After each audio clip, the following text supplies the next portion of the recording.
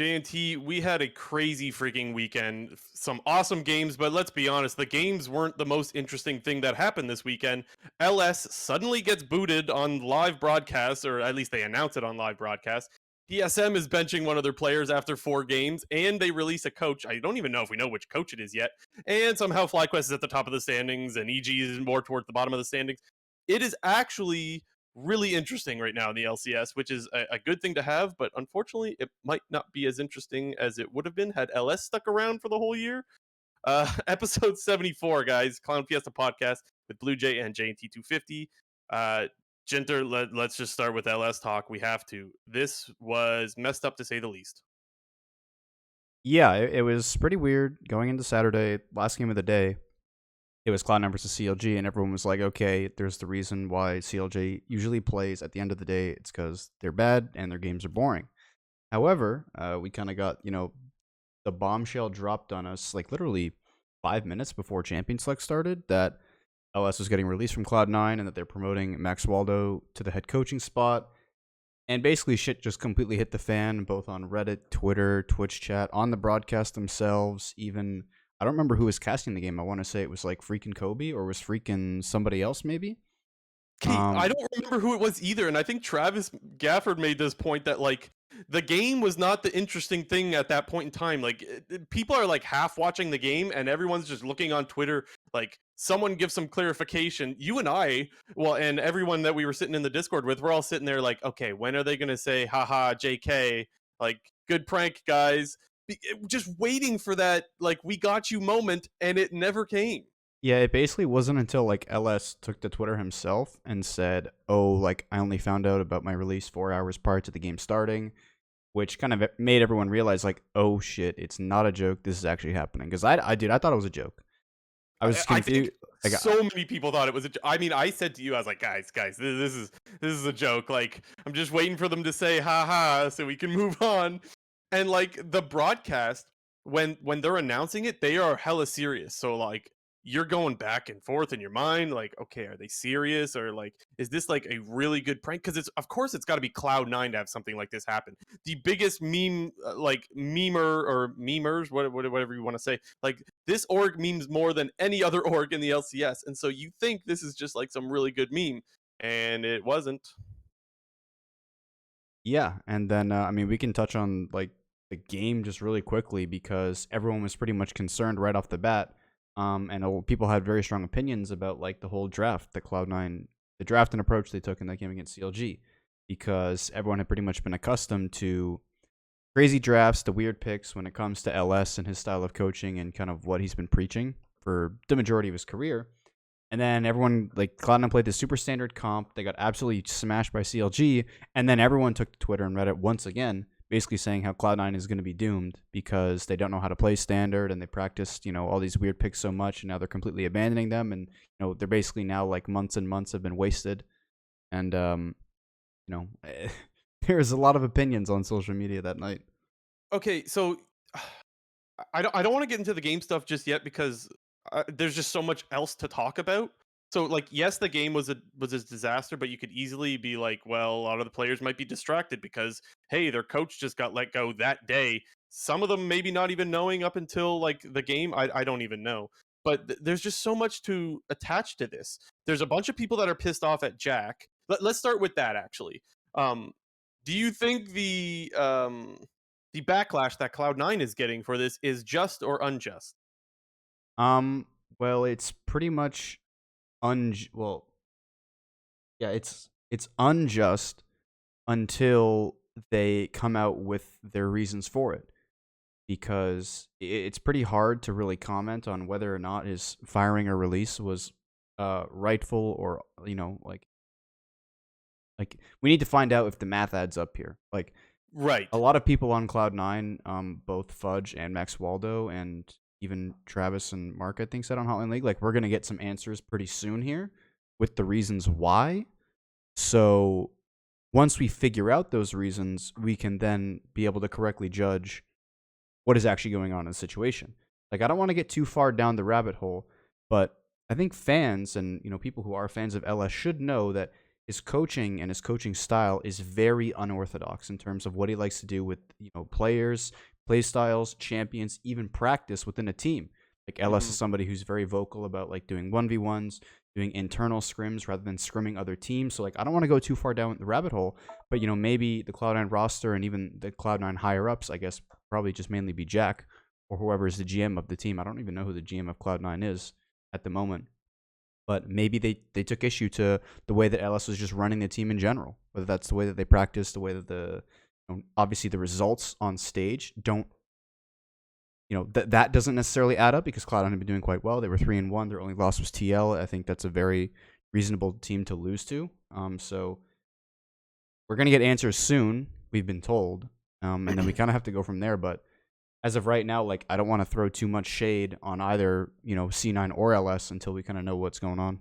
And I think that's exactly it. Because even in the live chat, when I ask that question, most people are like, well, it's not really fair until we know exactly what happened. And I think that is the obvious, like, reasonable take.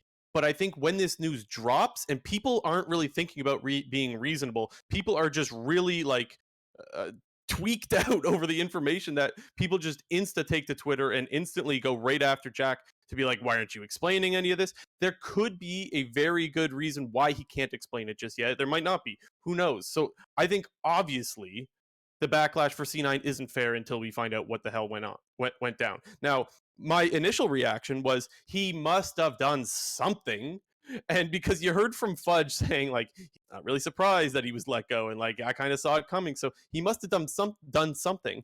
But then you're hearing from some people, like you're seeing, I saw a Tyler One clip that's like, yeah, from what I heard, like he probably should have just got a warning or something like that. And you're hearing from some people like it wasn't that bad, and it's like, well, what the hell is this, man? Like, I just want to know, like, so bad. I can't even tell you how bad I want to know. But anyways, yeah, really, really interesting situation. Yeah, again, I said this before. I don't want to go too far down the rabbit hole, but when you hear things like, "Oh, we saw this coming," or "Oh, like it was kind of a predictable thing to happen based on what was happening within Cloud9," that makes me think that it is something more towards an a clashing of opinions, whether it comes to the team, the roster, the play style, the coaching mechanisms, and everything like that, rather than one specific moment where things might have gone wrong or there was an argument or like, dude, like, I don't know. The meme was like maybe LS killed somebody or something. Or the other meme was like there was that Reddit post that popped up on like that morning where it was like the guy who just like some guy like did a op.gg review on LS's stream, and LS said he's never going to hit Masters, and then the guy said he was Challenger. So like there was a meme about that. Yeah, I But saw that. just Like, just from no way. everything that we've heard so far, I think it was probably to do with something team and coaching style related. I Um, see. but like again, who the hell knows until we Yeah, actually know. and let's put the disclaimer out there. I know this is going to be obvious to people, I know, but we don't know, and it's all speculation. It's just something that we have to say before any rumors start. It only takes one person to spread a rumor, so let's put that out there. The other thing is, let's talk about where does Cloud9 go from here, because I think you could definitely argue this might be the worst thing that happens to the LCS this year. And that's including Worlds, because I mean, if the LCS just bombs out at Worlds, it's like, well, that kind of happens every year or most years. It's like kind of like what else is new?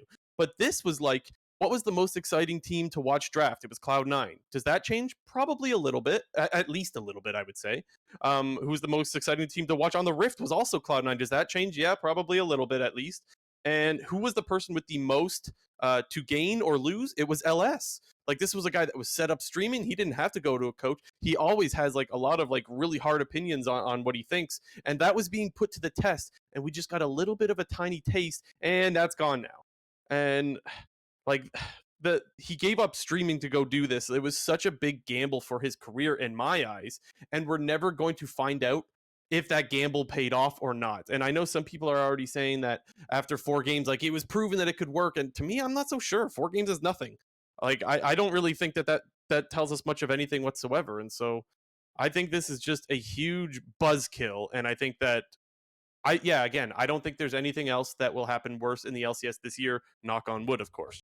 Yeah, and I mean, when you talk about all like the hype coming into the season of LCS, like LS is a very known uh, and polarizing figure.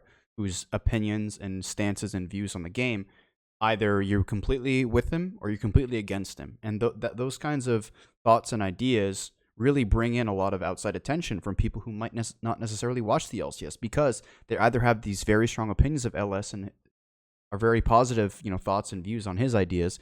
And then there's the complete opposite end of the spectrum where there's a bunch of people who think he's a dumbass and think his ideas are stupid and think this is a guy who shouldn't have this kind of a platform. He's like, oh my God, this guy's True. preaching all this stuff all the time. Like, oh, Renekton, Omega Law, Renekton's been meta for like 2 years and something like that.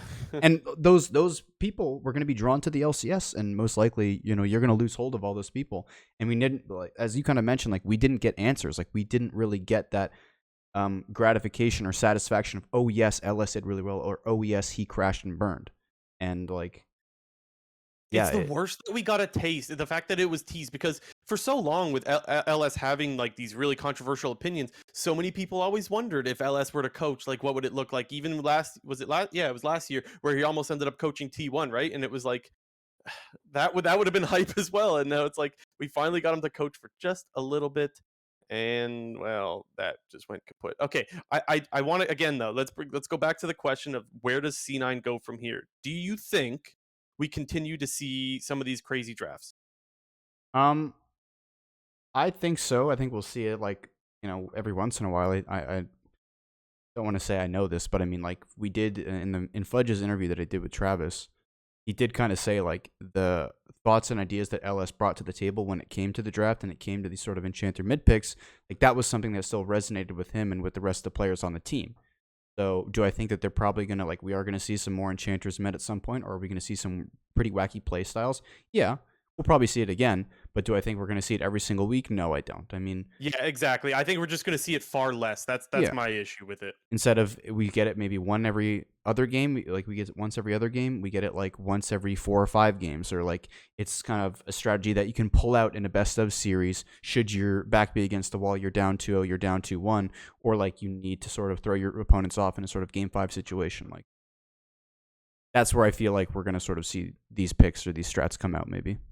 Yeah, and the next thing that I want to point out is like I wonder how happy or unhappy the Korean players are specifically, because I feel like they were pretty happy having a head coach that can speak Korean. Like that's a pretty important thing, communication. Like yes, I'm sure they still have translators and whatnot, but the head coach being able to speak both languages was a big plus for this team. And I don't think that all of these players necessarily come over to Cloud9 if he's not the head coach. So what do you think of that? Do you think the players are a little bit PO'd about this? Yeah, I don't know. I think the biggest question for me is this is a team and a roster that was built around these LS ideologies. Like, the whole reason why the Fudge swap to mid happened was because presumably behind closed doors, LS and Fudge knew these sort of things were going to happen, knew what LS wanted to play, how he wanted Fudge to play, and Fudge, him and Cloud9 felt like that this was going to be a good move for them, and also in turn picking up Summit, who's a player that LS has spoken really highly of over the last 2 years. And then obviously picking up Berserker from T1 Academy and Winsome, who was another LCK Academy player. And for me, the biggest thing that I'm thinking of is like, are there going to be roster changes now? Like, are we going to see Sven potentially come back into the mix, especially after Berserker didn't have that great of a showing this weekend, specifically on that Karthus spot, Right. or if Cloud9 as a whole is going to sort of rethink this whole roster and approach should they perform poorly in spring as a result of this move.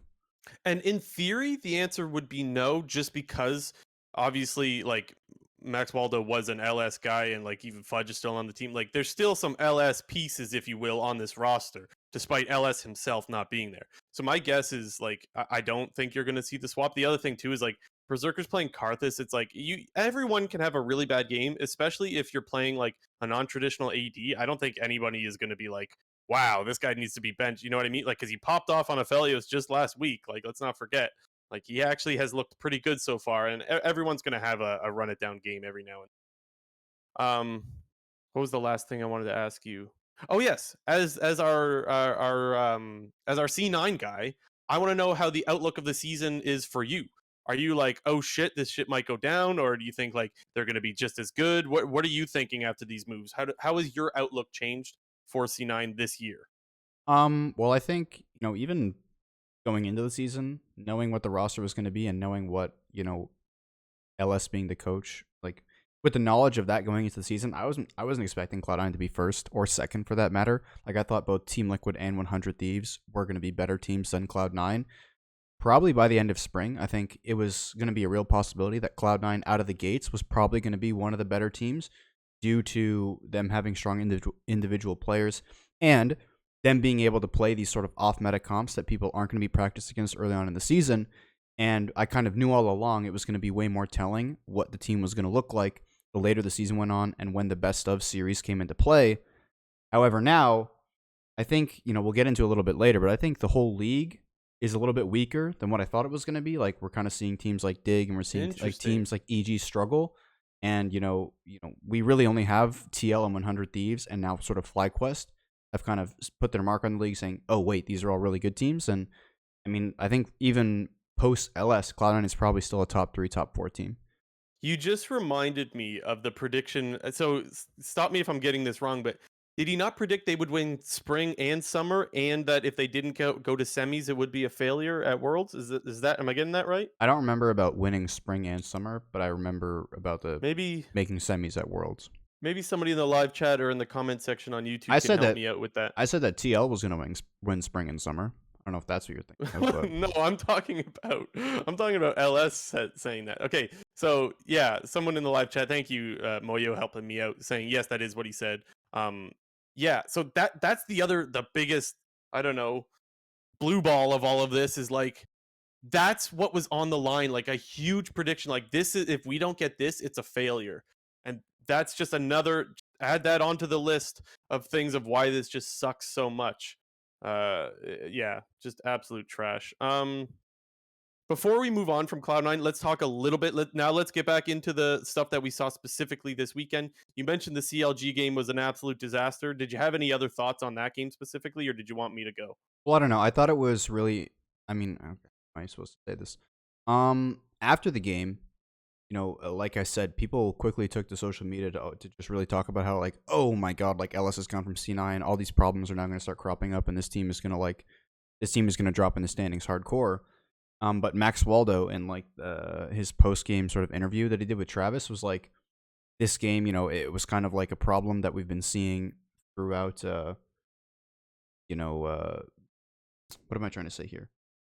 Bot lane has been a problem for Cloud9. Bot lane has been a very Yeah, obvious problem for Cloud9 throughout the majority of the specifically this season. weekend too, right? Yeah, Like this but weekend was the worst of it, I think. but even before this weekend happened, we'd seen a pretty constant issue with Cloud9 out of their bot lane getting dove, like level 3, level Hmm. 4. It's happened almost every single game now that Cloud9 has played, where the opposing team has stacked a wave level 3 to 4, gotten mid end jungle to come down and 4v2 dive bot, and pretty much Cloud9's dying to it every single time. And whether Yeah. that's a problem with communication, Blabber being able to come cover, um, not warding river and your own jungle out correctly to predict these dives coming, not your wave management, whatever.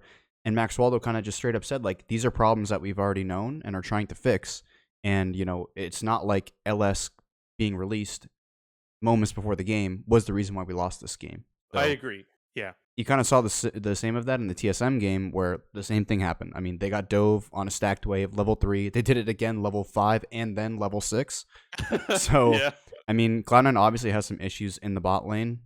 Whether I don't know exactly, they know what it is, but whether it's your vision control in your bot side river, your wave management early on, um, jungle. My lights are flashing. Yeah, I don't know. They have problems in the bot lane, and they were very apparent this week.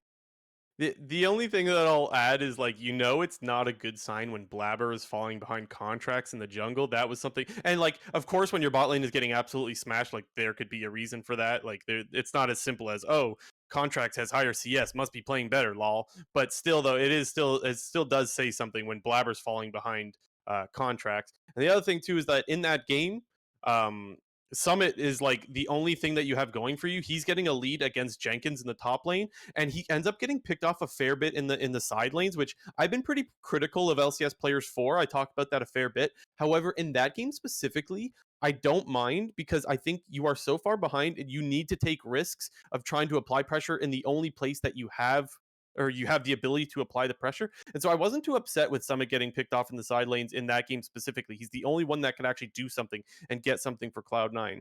Unfortunately, he just got punished every time he went to do that. They would be Rise ulti on him or TP or whatever it is. And so that's basically you actually just have to give some credit to CLG there, I would say.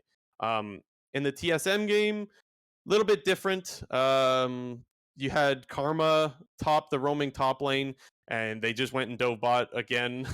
Just They did it same three old thing like times you in the mentioned. first 6 levels of the game. So Yeah. However, in that one, they come back and win. And I said to you before that game started, I said, Summit is going to absolutely just shit on them because they're just going to leave him alone in the side lane, and well, he's just going to get really fed. But they still made the mistake in that game of TPing him down to try to help out, and they ended up just losing him as well. So, like, I was a little bit surprised at Cloud9's inability to play against the roaming top, because I think by now you should know how to play that and just you keep the Camille top, which by the way, the Camille is a great answer into it, and you just absolutely smash him. He still ended up smashing them anyways, but I was a little bit disappointed in how they played that. Any thoughts on that? yeah, I mean, obviously, I think regardless of any situation, any team, any game in the roaming top meta, I think TPing bot to try to save your bot lane in dive scenarios is just a losing play in the long run, no matter what.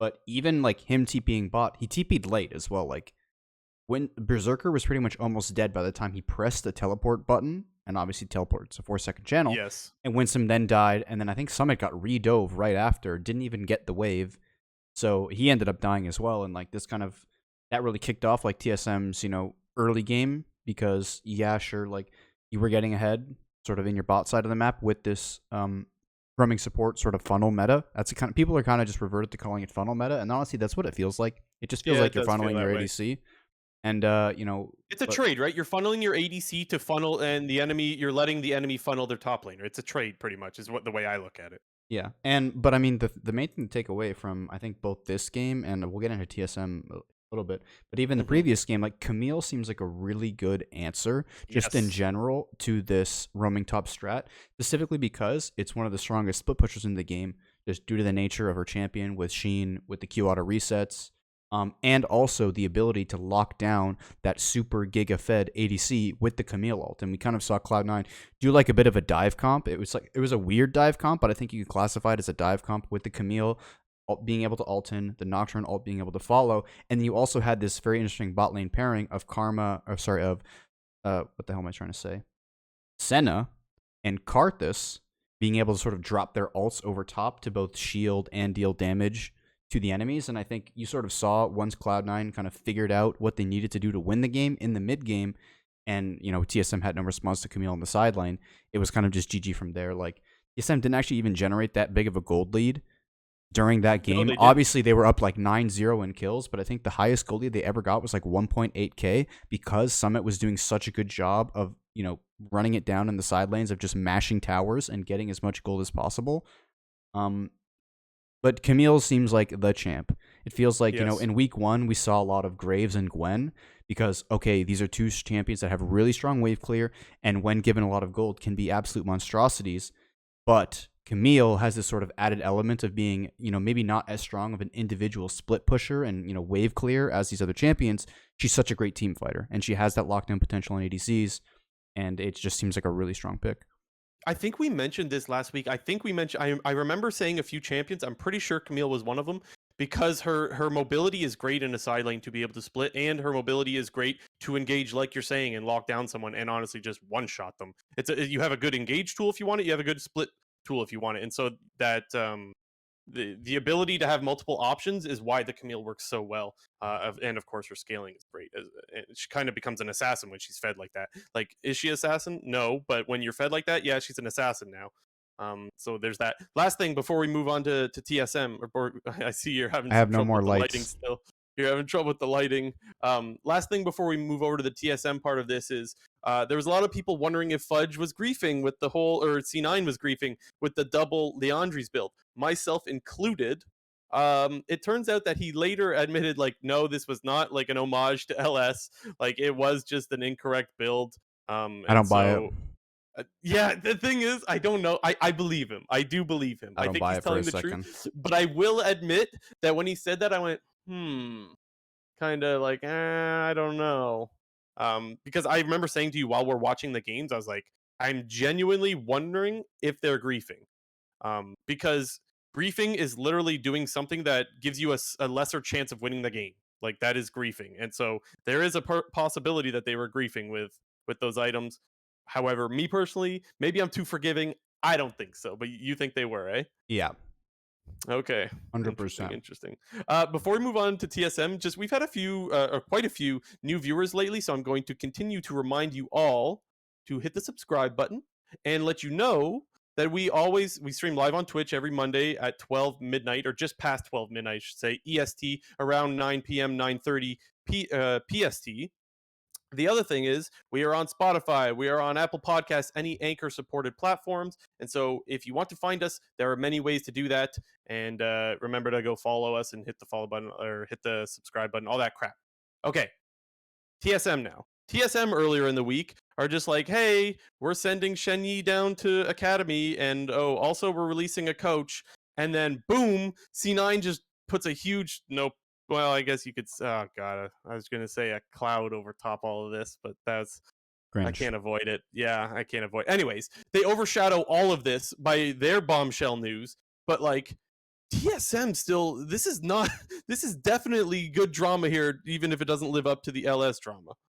Yeah, Cloud9 basically said hold my beer when Yeah. TSM did announce that they're moving Shenyi down to Academy and that he was getting replaced by Yerson, who was their Academy ADC. I mean, looking at, TSM right now, they went 1-1 this week, but in my mind, they're still a winless team. Like, they don't actually have a win in my Mm. eyes because they did not win that game against Immortals. Immortals lost that game. Like, they did not win the game. Let's So let's here, let's be can I honest argue here. against that though? So I totally get why you say that. First of all, let me start with that. But here's why I don't like that take necessarily, because if they don't deserve the win that they got against Immortals, shouldn't that mean that Cloud9 doesn't deserve the win that they got against TSM? Like they were really winning and won and then lost, and they were really losing and then won. So it's like, do you get what I'm trying to say here? Regardless, it's a 1-1 week if it's like kind of evened out. Do you get what I'm saying? I would say sure, but I would also just, in my opinion, would say no, just because if you kind of look at the landscape of those two games, like, sure, TSM, it looked good for them. They were up 9-0 in kills, but their gold lead never eclipsed more than 2,000 gold. And Mm-hmm. they were never in a situation where they were getting, drags. They were stacking drags. They were pushing lanes that had anything more than just influx of gold ADC. Whereas in the game against Immortals, I mean, they were getting smacked for the first 30 minutes of the game, basically. Felt like Immortals was playing the anti-roaming support top is about as good as you can. They also had the Camille pick into the roaming support, and Revenge was getting a whole lot done on the side lane, just exactly like Summit was in their game thereafter. But it was just Immortals' failures to team fight correctly post 30 minutes to them pretty much just insta losing the game. Like, they did not once press Camille R on Jinx that entire game. It didn't happen once. Okay, what are we doing here? Are we talking gameplay first? Or are we talking the TSM, the dropping the player, or well, putting them into academy, or what? How do you want to go Well, about I this? mean, I guess we're talking about the gameplay because we've kind of been talking about it for a Okay, little okay. bit, but I don't know if I've ever seen a Jinx start off 4-0 by like what 7 minutes and still lose a game. I understand that on the other side, there's a funnel happening for the other side. Like I get that. But guys, that is amazing that you can have Jinx is probably one of the is Jinx the best hyper carry in the game right now? I would say probably yes. Am I missing someone? probably her or her or Aphelios. Yeah, and I it's funny because I hear back and forth about Team Aphelios versus Team Jinx right now and which one's the best one. I personally am in the Jinx camp. Yeah, I've seen I said last week I preferred Aphelios over Jinx, but Jinx was looking a little broken this week.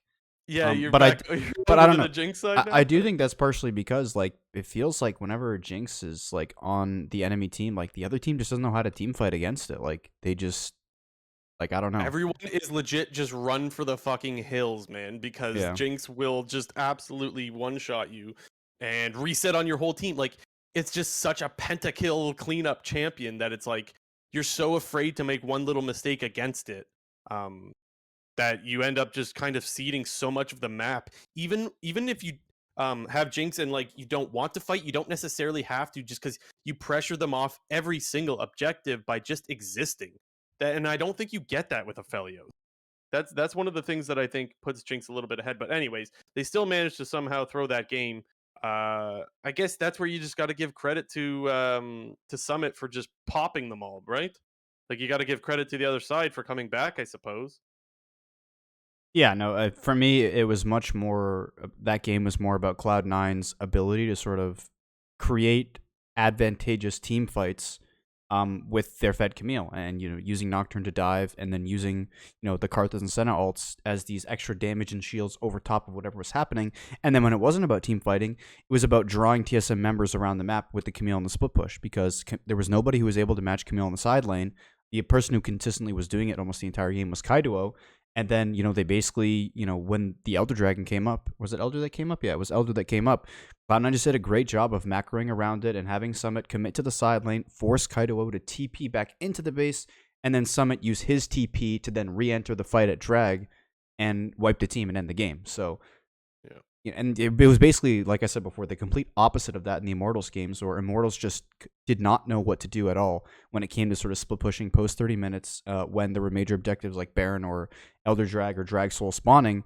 And, they would have Revenge like half committing to the split push and then not use his TP when it came to team fighting. He would show up late to team fights. He was using his Camille ult in the side lane instead of using it on Jinx. So, I don't know. Like, it was just like the games were completely different, like, versions of the same game. Yeah, they Because were. like, you had this hyper carry Jinx, and you had this enemy team who was playing the split push with the Camille of the team fight threat, and one team didn't know what the hell they were doing, and one team did. So it's like, Yeah. I have more to say on the IMT game, but I'm gonna wait till later because it's more on the IMT side of things. The last thing that I want to say, as for the TSM side, because we talked plenty about them in Cloud9 already, is that one good thing that came out of this weekend, even though they played bad pretty much the whole weekend, the one good thing that came out of this weekend is we finally saw Spica make a highlight play and like actually take over a portion of the game. Which I know JNT is about to say, like, dude, that's just Cloud9 trolling that fight, and I'm with you. oh, it was, I'm but it with was you. good play. Like, But my God, did Spica need something like that? And my God, did TSM fans need Spica to show Spica? You know what I mean? Like that was actually such a huge play, and my God, did TSM fans need that, or just the TSM org needed that? Because this is the first time we saw Spica show up and be an absolute boss. That was a huge 1v9 play there. yeah, like, if you were to tell me before that moment even that, like, this guy was the former MVP of the league just last split, I would have, like, laughed you out the room, because Spica has pretty much done nothing this entire split to even warrant him being like a top player in his position. I don't know if I mean, that's not direct flame against Spica, because I think the whole team has been struggling, and I think playing jungle is very, very difficult when you have a lot of losing lanes, or you have, you know, a team who's clearly struggling in communication. But it did feel like this week Spica had a very strong week. I think even in their game against Immortals, while for the majority of the game they were losing and they didn't really know what to do, Spica did a really good job of keeping TSM in it, especially in the early game. I thought they did run the early part of their sort of roaming top laner comp with the two early dragons and the one Rift Herald was good, and that's credit to Spica because he's probably organizing those plays. And like I said, in the Cloud9 game, he had a strong game. But before that, he pretty much had nothing to show. So it's Yeah. looking better for Spica. Oh, I forgot one other thing that I wanted to add to the TSM gameplay portion is that I don't want to see them play. I don't want to see them put Huni on a roaming support anymore. Um, Roaming top lane or roaming support, whatever you want to say. Because first of all, I think this guy can get leads by himself in lane. He has been traditionally a good laner for the most part. Second, I think the way these roaming strats have gone for them is some of the best case scenarios they could possibly get, and they're still, like you mentioned, only up like 1,000 gold after when it's all said and done. That is something like I don't think they can rely on getting Jinx 4 kills every time they run this back, and by the way, still lose the game. So I think what we've seen out of their roaming top is like best case scenario early game, and they still don't really show much for it later on in the game. And so I think it's time for them to go back to standard gameplay. I think they would have much more success there. Yeah. The thing that has like really been pretty impressive for Huni just in general over the last basically year now, and on his time with TSM, is, as you kind of mentioned, his laning has been like very, very good. I think NA Jace is like a bit of a meme, but Huni's Jace is actually really good. In my opinion, I think Huni probably has the best Jace in the LCS, because he does generate a lot of leads himself. And then, he does have a really strong presence in the side lane when it comes to the mid and late game with a champion like Jace, who traditionally turns into much more of a team fighter, much more of a poke champion. When he kind of utilizes it like that individual strength, not in the team fights, but in the side lanes. And I think that's a really, kind of cool adaptation that he's done to this sort of Jace pick, which is normally turned to like a win lane, group with your team, and then try to smash the game. Whereas like it's, win lane, continue to be strong in the side lane while, the enemy team is forced to bring one or two members while you're taking control of the rest of the map. And I definitely agree with you. I kind of want to see Huni get back to these more lane dominant picks, because when TSM has looked their best, I feel like it's when Huni is on that kind of a style. Yeah, and I just want to reply to Moyo in the live chat because I don't think I did a good job of saying, of explaining, because he says like roaming tops aren't about generating gold leads. To be fair, I totally understand that. That's not the idea. That's not the point that I'm trying to make. The point that I'm trying to make is like, if you think you can get a gold lead by funneling your ADC, then that's a good way to go. There's nothing wrong with that. But I think that if you just play standard, the gold leads that Huni will usually get you in the top lane will be better for your team overall than the slight gold lead that you get when things might go perfect like they did against C9. I don't think that it's always going to go that perfect against C9. I think most of the time, if they keep running back these comps, I think they'll be at a gold deficit, if I'm being completely honest, especially once teams adapt to it and start to play better against it. And so I think that you're just better off putting Huni in the top lane on something traditional. More often than not, I think he will get you gold leads, is what I was trying to say. Um, okay, let's talk about the moves that they made now, because you and I talked last week, basically saying that the imports for TSM were some of the better looking parts of this roster. I mentioned that I thought Shenyi was one of their great engage tools. Now, I will admit that, and I think I said this last week as well, that the times he is engaging are wrong, and they are not, like, you could tell he is not on the same page as his teammates. However, his engages were still solid, and you could show that he's a competent support. But they send him to academy. This to me, it has to be, and again, just for pure speculation, just a disclaimer, all we know is what Reddit knows, and that's never a good place to go off of. But to me, it has to be because of him calling out um, tactical on his stream. That's the only reason that I could see for this, because I don't think if it's performance based, then When you did, could wait, bench just about anybody on what TSM. happened with this tactical thing you're referencing? Oh, did you not? So on, I guess, on Shenyi's stream, he basically kind of flamed tactical for dying level 2. There was a Reddit post for it. I thought you had seen this, JNT. Was this before he got benched? I believe so. I believe this was before he got benched. Maybe Hmm. someone could fact check me on that. I thought you knew about this already, or else I No. wouldn't. Yeah, so to me, that was like, I feel like that's probably it. Again, I don't know 100%. And we saw on Hotline League tonight, they had the VP of esports basically say nothing at all. So it doesn't sound like we're going to learn about anything for that anytime soon. Again, Moyo confirming yes before he got benched. So yeah, that to me has to be the reason, because if it's performance based, again, I think pretty much any TSM member could have been benched. So yeah. Yeah, I mean, for people who have watched this show for quite a while, you know that I love me some TSM Legends whenever they go 0-2. And when watching the TSM Legends episode, a lot of what they were referring to when it came to the benching of Shenyi and why they're promoting Yurson was mainly, this is from the TSM side of things, what they were releasing was that it was mainly communication based. And from that Yeah. standpoint, I can completely understand that, because while Shenyi did have some pretty decent performances from our standards and what we saw, it was clear that there were tons of moments where he wasn't on the same page as his team, where he's going in for these engages where nobody can follow up, or he's just going very early. And it totally makes sense to me that they would want to switch him out for a player like Yurson, who I didn't know until watching that TSM Legends episode. He also speaks English and Mandarin. And one thing that Right. they were saying is there's this sort of bottleneck on communications when it came to their team, because Spica is the only person who in game can translate and basically communicate with Kaiduo and Shenyi very easily. And they were basically saying how that sort of creates like a bottleneck of communication, which in game puts a lot of pressure on Spica and therefore kind of detracts from the team's performance. And from that standpoint, I actually 100% agree that putting in Yurson is probably a good move if they think that, this sort of bottleneck in their communication is going to help their team. And, just to speak on like individually, Do I think Yurson is better than Shenyi or vice versa? I don't know yet. I think Yurson had a decent weekend. Like, he didn't look terrible by any means. He was kind of just like playing defend the tactical, both Saturday and Sunday, because of how big tactical was getting.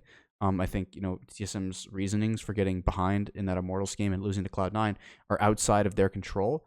So I think going forward, I think it's a decent move, but obviously, performance wise, it makes zero sense. So it kind of has to be a communication thing. And my response to that is like, were you surprised about this? Like, you knew that you were bringing in two Mandarin speakers, and you had put this plan in place for Speaker to be the sort of in-game translator, and for them to sort of jump ship on that and go in a different direction 4 games into the split is pretty surprising. That's exactly why I don't buy it, though. And again, pure speculation. But like you just said, did you think that the communication was going to be perfect? Of course not. So that's why I don't buy it's communication issues. So we're putting him down to academy. I think it is punitive because of him calling out his AD carry on live stream. That's what I think it is. But again, I don't know this for a fact. So don't take it for a fact. But yeah, anyways, I don't think that it's communication issues because and the thing is, if it is communication issues, that's totally fair. But again, you should have known this was going to happen, and you're not happy with the communication 4 games into the season. Come on, that's where I'm like, this seems a little weird. But what can I say? I guess you kind of have to give benefit of the doubt sometimes because I don't know what the communication is like on the team. I can't just watch a few clips on YouTube or on TSM Legends and be like, oh yep, communication's great or the communication is awful. Like I can't say that myself. So yeah, Yeah. pure speculation. Last thing that I'll say about this is I do want to reference a couple things that the Dominic, their VP, the guy who was on Hotline League this past week, said on the show, because I thought some of what he was saying was pretty contradictory to what TSM said earlier on in the offseason about the direction of their team and sort of what they wanted to happen. And the one quote that I really took from this was, he said that TSM was a developing roster and not a developmental roster, which Yeah. one literally contradicts everything to what Parth and Reggie said when they basically made that announcement that Bjergsen was no longer going to be on the team and that they were probably going to be going to this more Chinese-oriented direction with bringing in some young players from the LDL. So number one, that just sort of doesn't make any sense. And to me, it sort of feels like that TSM, while they might have thought going into the season that it wasn't going to be a good season and they might not be title contenders and they probably weren't going to be a top 2, top 3 team in the league, they're also just surprised at the fact that they are 0-4, or there was a possibility that they were 0-4. From my standpoint, it feels like TSM is surprised they're doing bad, which doesn't make a lot of sense to me, because if you're going to be this whole developmental team, as you said you were, bringing in two players who aren't native speakers, who obviously don't know how to speak English very well, and you should have known, or you did know, but didn't expect the communication to go this poorly, it's just like, I don't know. It just sort of like, it just For gives me me, like a bad taste in my mouth that they didn't like think that there was a possible world where they were going to be at the bottom of at the bottom of the standings. See, for me, I do actually kind of understand why it's surprising because you're bringing back Hooney, Spica, and you have Tactical now. Like, those are 3 guys that we said ourselves we expect to be at least decent, at least, Yeah. right? Like former MVP. And so I didn't think that they would be bottom of the table. But there's like variations of bad, right? If you go in thinking there's no chance they're going to be bad, then that's dumb. But if you go in thinking there's no chance we're tied for last place with CLG, that I understand if they're surprised by this. That's something I could be like, oh yeah, I guess I didn't see that either. Yeah, it's just TSM as a whole is, they just give me a weird vibe. Like, I don't know. Yeah, Like yeah. like I I said, would say that I am counting down the minutes until we get this next TSM Legends episode, yeah. I because it's gonna God be epic. for those that listened to Hotline League tonight, it was rough listening to the TSM part because the new VP basically was just all PR answers. He couldn't say much about anything. Travis is like, can you at least say like who's making the decisions of like who's getting? I don't know. I don't want to put words in his mouth. I think he was asking like who's making the roster decision, and he couldn't even say that. And I'm just like, can you not just say like Chowie, like the coach? Like no, that was really really weird. It was hard to watch, honestly. That was the first time that I've ever felt that about a Hotline League episode. And there's a lot of stuff that should be hard to watch if you listen to some of the calls on that show. This was some of the hardest. It was like 5 calls of him not being able to answer things, so not a really good sign there. But anyway.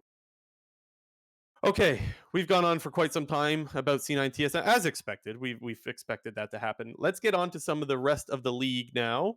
FlyQuest is at the top of the table, sitting at 5-1 along with TL. Let's start off. JNT, is FlyQuest for real? Like, are they a top team in the LCS? And where do you put them if you were to like power rank them? I am gonna go ahead and say they are not a top team, Ooh, what? and Okay, that define might your be top team though.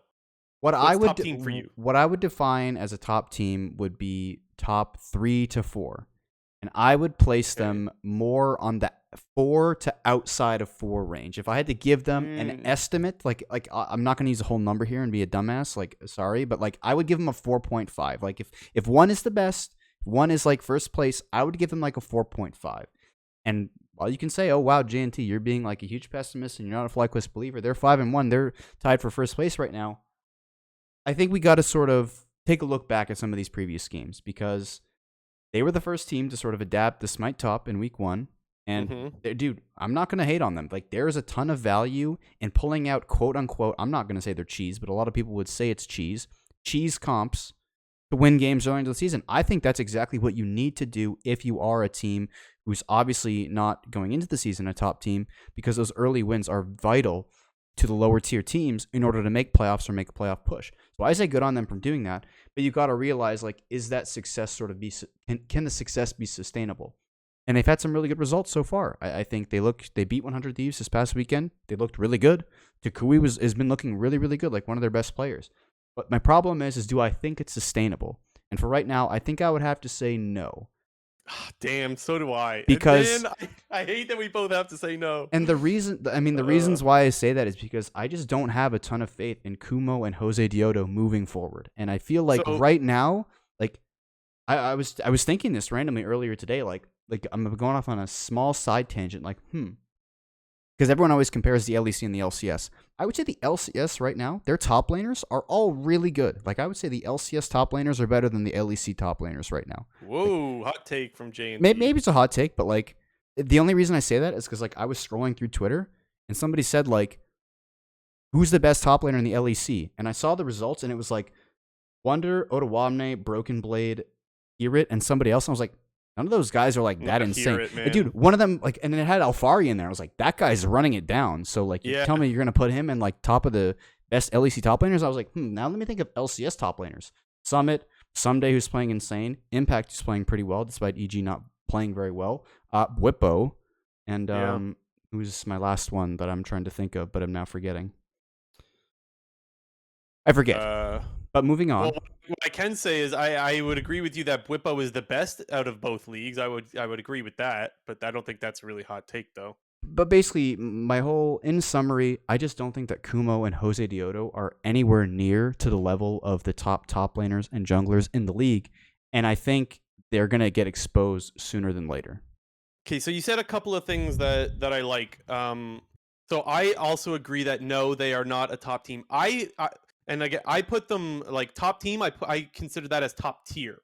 So I say no, they are not a top team because I would say that TL and 100 are kind of up there on their own. Maybe Cloud9 as well, but not FlyQuest for me. However, this past weekend, I think they played like a top team. They did. And so I think this weekend was definitely their best weekend. They played really well. And so like literally everyone in the lineup, I would say outside of Johnson, sadly, I thought played like a top player. That doesn't even mean Johnson played bad, but I just thought that at some point this weekend, every single one except Johnson on this lineup played really, really well, and I was really, really impressed. But to your point, the thing that I liked of what you said was like, let's not forget week 1, because even though week 1, yes, they were playing a new comp, the Smite top thing was very different, and there's a lot of time. It takes a long time to adapt to that play style and blah blah blah. Those games they probably should have lost. Like, they did not look good that week. And so I guess what I'm saying is I'm looking for just a little bit more consistency out of this team before I call them a top team. If this super week coming up, if they show up all 3 games and play the way they did just this past weekend, I will call them a top team. They are very close for me, but I don't think that it is sustainable in the long run. I hope to God I'm wrong. Do I want them to be a top team? fucking right I do. I love this team. They are so fun to watch.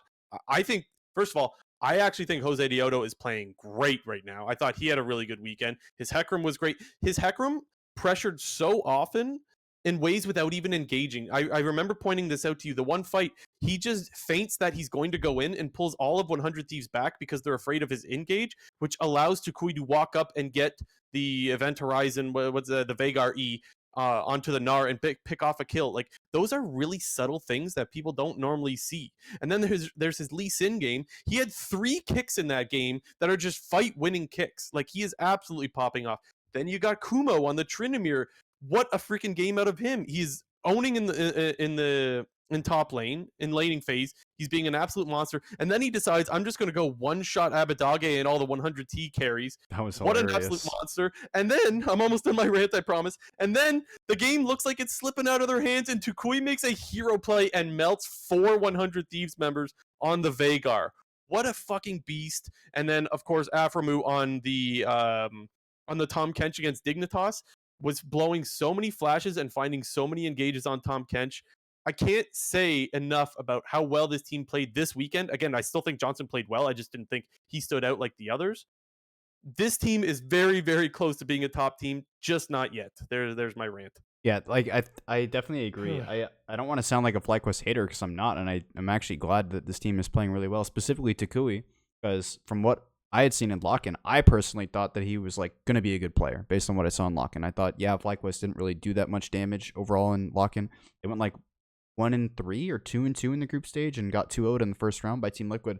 But I thought Tukui was looking good. And their bot lane, Aframu and Johnson, looked like the Dignitas versions of Aframu and Johnson a little bit. And I totally agree. I think they played really, really well this past weekend. My question is right now, like I said before, is it sustainable? And I think we will see after this 3-game stretch. That'll give us a better picture of kind of what to expect going to the next half of the season. And I am excited. Like, I feel like this is a team to watch, even though I didn't say that they're necessarily a top team. Like, I got my eyes on this team because, like you said, a good weekend, very good performances could bump them right up into that like 4 to 3 range, more on the 3 side. And the other thing that I just want to highlight what games they have coming up in the Super Week next week. They have Cloud9, they have EG, and Immortals. Now, call me crazy. Could you not see a week where they go 3-0 this weekend? Yeah, I mean, they could go 3-0. They sit at 8-1. The thing, it's possible. The thing for me though is to be a top team in the LCS, you need to win the games you're supposed to win. That means they need to beat Immortals, and to be a top team, you need to be better than those other mid, like lower echelon top tier teams. Like, you need to beat those 5th place teams, those 4th place teams, and those 3rd place teams. And you know, EG's record doesn't necessarily show it right now, but everyone projects EG to be a good team. Like, if you want to be considered a top team, you got to go win that game against EG. Mm-hmm. And then it feels like that Cloud9 match on Sunday, should they be 2-0 on the weekend, is that prove it moment. Like, okay, we are a top team. Boom, we're 8-1. Here you go. Yeah. So, like, but again, I personally think like there is a world where this team could just like fall back to earth a little bit, because like he's a great team. Not despite their record being 2-4. Yeah, they're not playing the best right now, but I don't think that people doubt that this is not a playoff team. Cloud9, and they got to win that Immortals game. Like, that Immortals game feels like the key matchup, even though it might be against the worst team of those 3. Right, and the other thing too, that I'll add is, like, even if they go, what's possible, and I think would be so sad, is if they go 3-0, and then in the second part of the split, they just bomb it. That would be an absolute nightmare. But I'm sticking to my guns. If they go 3-0 this weekend, I'm absolutely I'm buying in, because they've shown some really, really good things just this past weekend. Like, yeah. And God, is this team so fun to watch, man. I'm so happy they're doing well, especially with how fucking shit they looked last year, man. They needed this. My God, did they need this. And I guess on the last thing I'll say is that I am giving Jose Dioto my pop-off award this week. That guy was a beast, specifically on the Lee Sin. I thought he was just a monster. So I think it's pretty clear I get excited to talk about FlyQuest nowadays, which is not something that happened a year ago. Righty. Also at 5-1, we got Team Liquid. They're 5-1.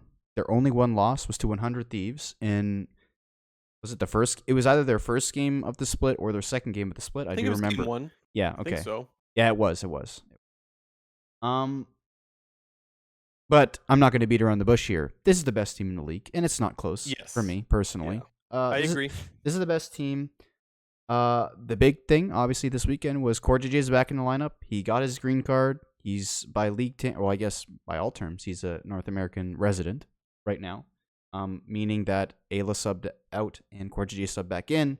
And I know everyone talked up Ayla and was like, "Oh my god, you don't even notice Core JJ because Ayla's playing so well." I was like, dude, like, did you see Core JJ this weekend? He was absolutely shit stomping everybody. Like, it wasn't I'm even so glad close. we brought it up last week, It or maybe it was the wasn't. week before. Yeah, Whenever we the hell did. we brought it up. I was I'm I so was tell, I glad was we telling did. people like, dude, Core JJ is gonna come back in and make Ayla look like a fucking dog shit player. Not to Yeah. like say Ayla's a dog shit player, but like by comparison, like Core JJ is just so much better. Like it's not even Yeah, close. I'm yoinking that take because I remember I said that on my own. I'm taking that one. Honestly, like I said, I'm really happy that we talked about this because it would be so easy to be like, oh yeah, like of course we always knew Core JJ was going to come back and be a beast. But it's better to be able to call your shots before. And I realize this isn't like a huge call. I know that Core JJ is probably the best player in the league, or at least he's been that for well, I don't know, pretty much since he joined. But he really, really showed just how much TL was missing him. His Tom Kench was absolutely amazing. What else did he play? What was the other pick? Played Nautilus in Um, the first game.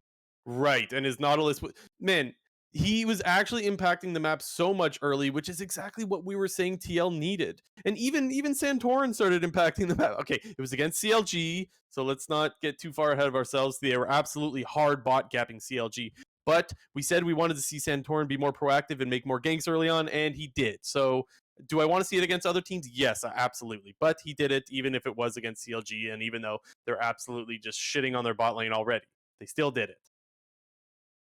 The other thing is that, well, it looks like Bjergsen found, I mean, the whole league found this pick, but it looks like Bjergsen found another slow scaling mid in the Vagar that he could absolutely shit on people with. The Vagar pick is looking really, really good right now.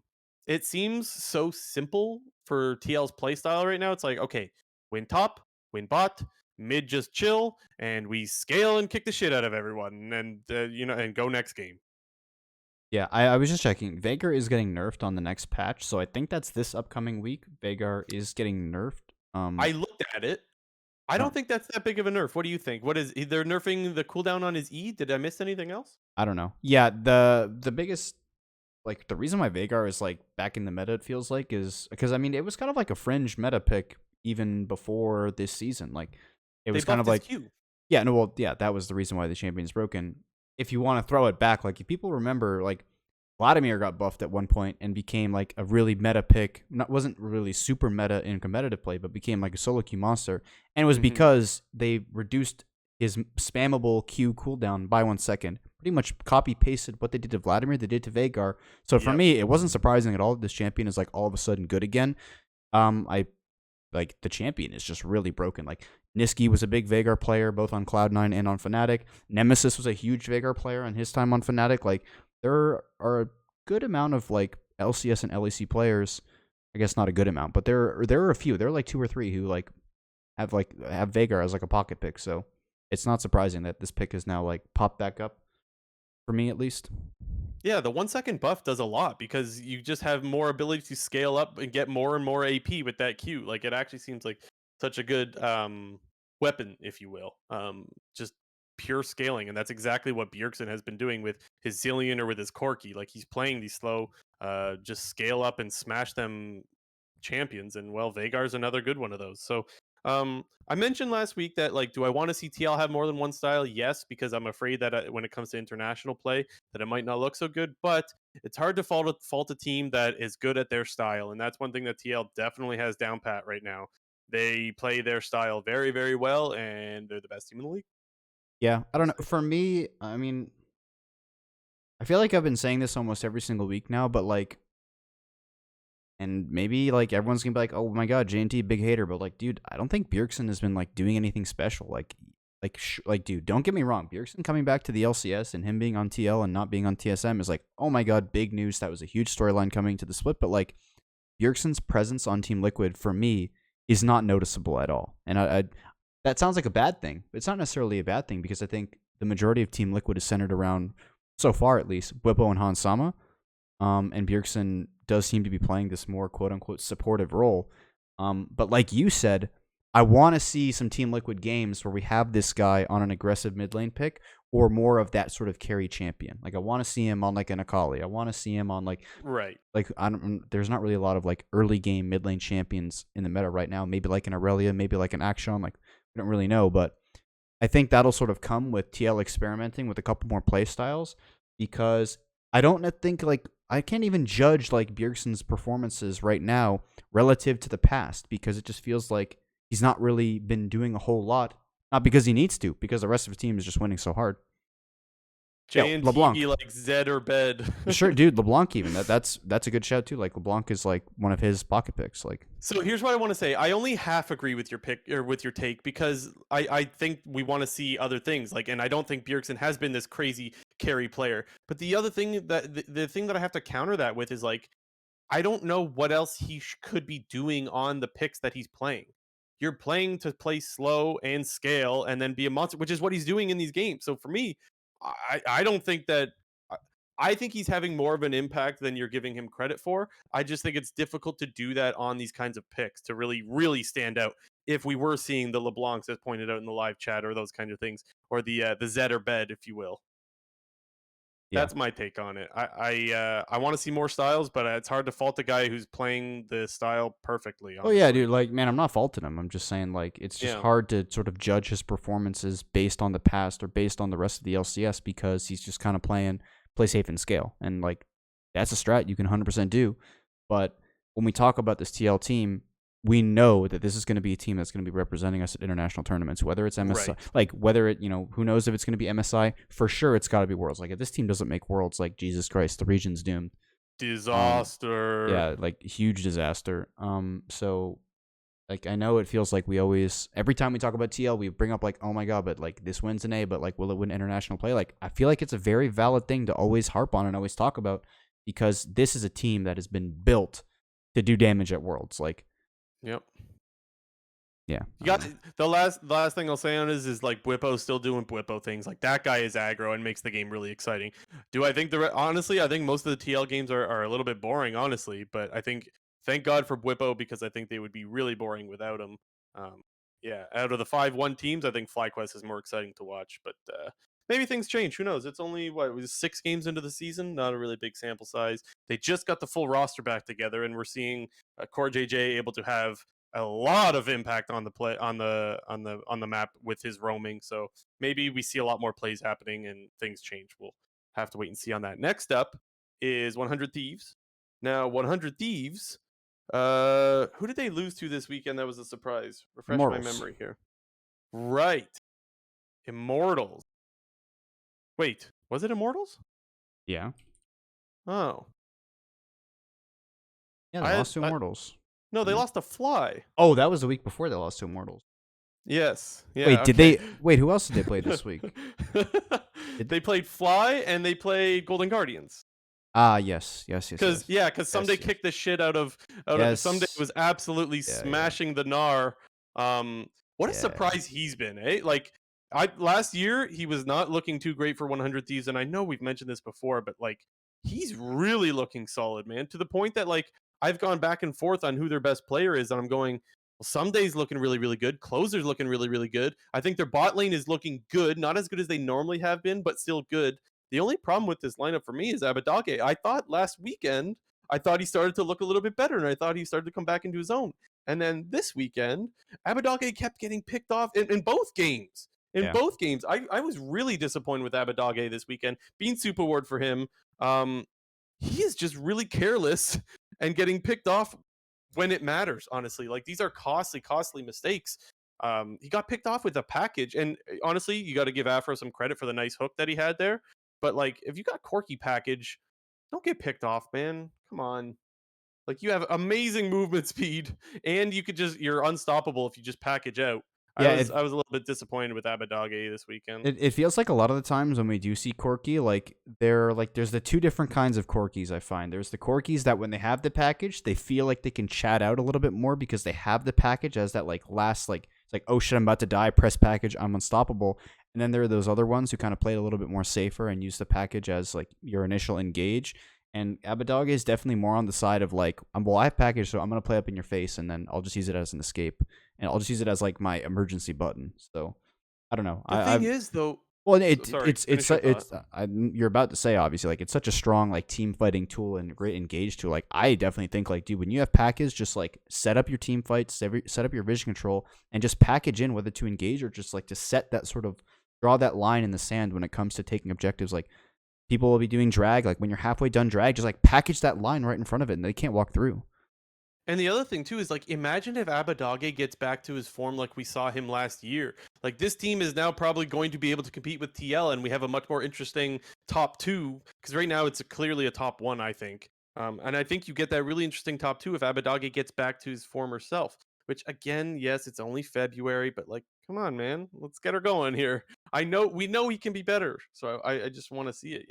The other thing that I'll say about 100 Thieves this weekend is I thought both of their games were kind of like draft gap. um, I think I think Golden Guardians took the Gnar blind while Jace was still up, which is like kind of troll if you're doing that. I mean, he just absolutely shit on Licorice. But then in the other game, they picked the Trundle, and they picked that into, I have it in my notes here somewhere. They picked that into Thresh and Vagar, which are the main two. Like I don't and Hecarim and Jinx. Like I could see you pillaring the Jinx, but like a lot of times you're just gonna get that thing lanterned out. Trying to run down a Vagar is really difficult because of his E, and Hecarim could always just ulti out. I guess it's not too bad into the Hecarim, but I really didn't think that this pick was going to do much. And I remember saying to you during the draft that like I didn't think FlyQuest had that great of a chance to win. Once the draft happened, I actually like that was where I was like, oh, FlyQuest might actually win this, like just from draft alone. Yeah, I mean, it's the fucking Vagar gap, dude. I don't know what to tell you.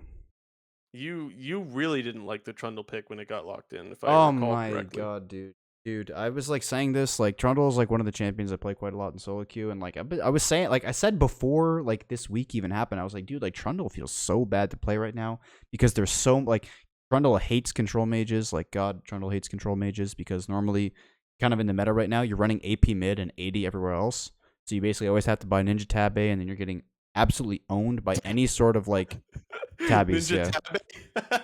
Dude, Sorry, go if you say plated steel caps, I don't like you. Let me tell you this right now. It's Ninja ahead. Aw. Tabby. It always will be Ninja Tabby. I heard Ninja Tabe. I thought it was a nice little accent you got there on your Whatever, your dog. tabes. But basically, dude, Uh, like he's picking Trundle into Vagar and Thresh. Like you're never gonna touch anybody. Like you're just never gonna touch anybody. It's completely impossible. And you saw that like Closer literally had to burn his flash to escape the cage like 3 or 4 times during the game. He could never really walk up to hit anybody. He was basically just an alt bot onto like shredding like Hecarim or Thresh's resistances. The pick and the sucks. other thing too Don't is play like Trundle. It sucks. think about the influence that Closer has had on their games, right? Him and Someday have been to me their best players, and so when you're putting on someone, one of your best players and one of your playmakers on someone like Trundle, give this guy some Viego, and maybe not in that particular game. I'd have to go back and look at the draft to think who I thought they should have picked instead. Since I Um, was up, dude. Like I don't remember. I just remember thinking I didn't like the Trundle, and I remember thinking there were other picks, but I don't remember specifically who they were. And yeah, specifically for Closer, he could play other stuff and have more of an influence on the game. yeah, I know you said this at the beginning. I'll just touch on it quickly. Like someday, he's playing great. You watched his show for a long time. You know, I was always harping on someday because I don't think that he is the player that he once was, but he's proven me wrong. I'll He's tell starting you to that. look like it again. Pretty much, Starting to look. like I have nothing bad to say about Someday right now. I think he's one of the probably the second best top in NA right now behind Whippo. I think that's somewhat fair to say. And I don't think like Whippo is that ahead in that metric. I think Whippo is obviously great, but I think Someday is playing very very well. And Tenacity, I'm sorry, dude, but you're not playing LCS. Like unless like things go catastrophically horrible in the next like 6 or 7 games, like Tenacity is not going to be playing LCS.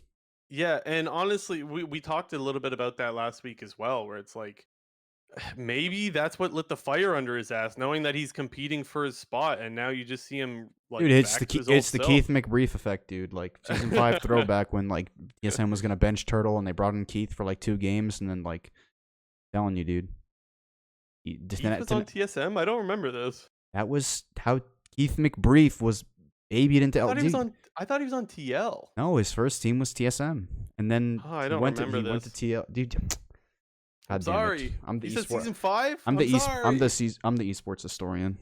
Yeah, Been you here too definitely. long. I am definitely not. Yeah, I'm not gonna point back to see. I could tell you, I probably watched all the games in season 5. Can't tell you well at all what happened. Um, too long ago. Too long ago.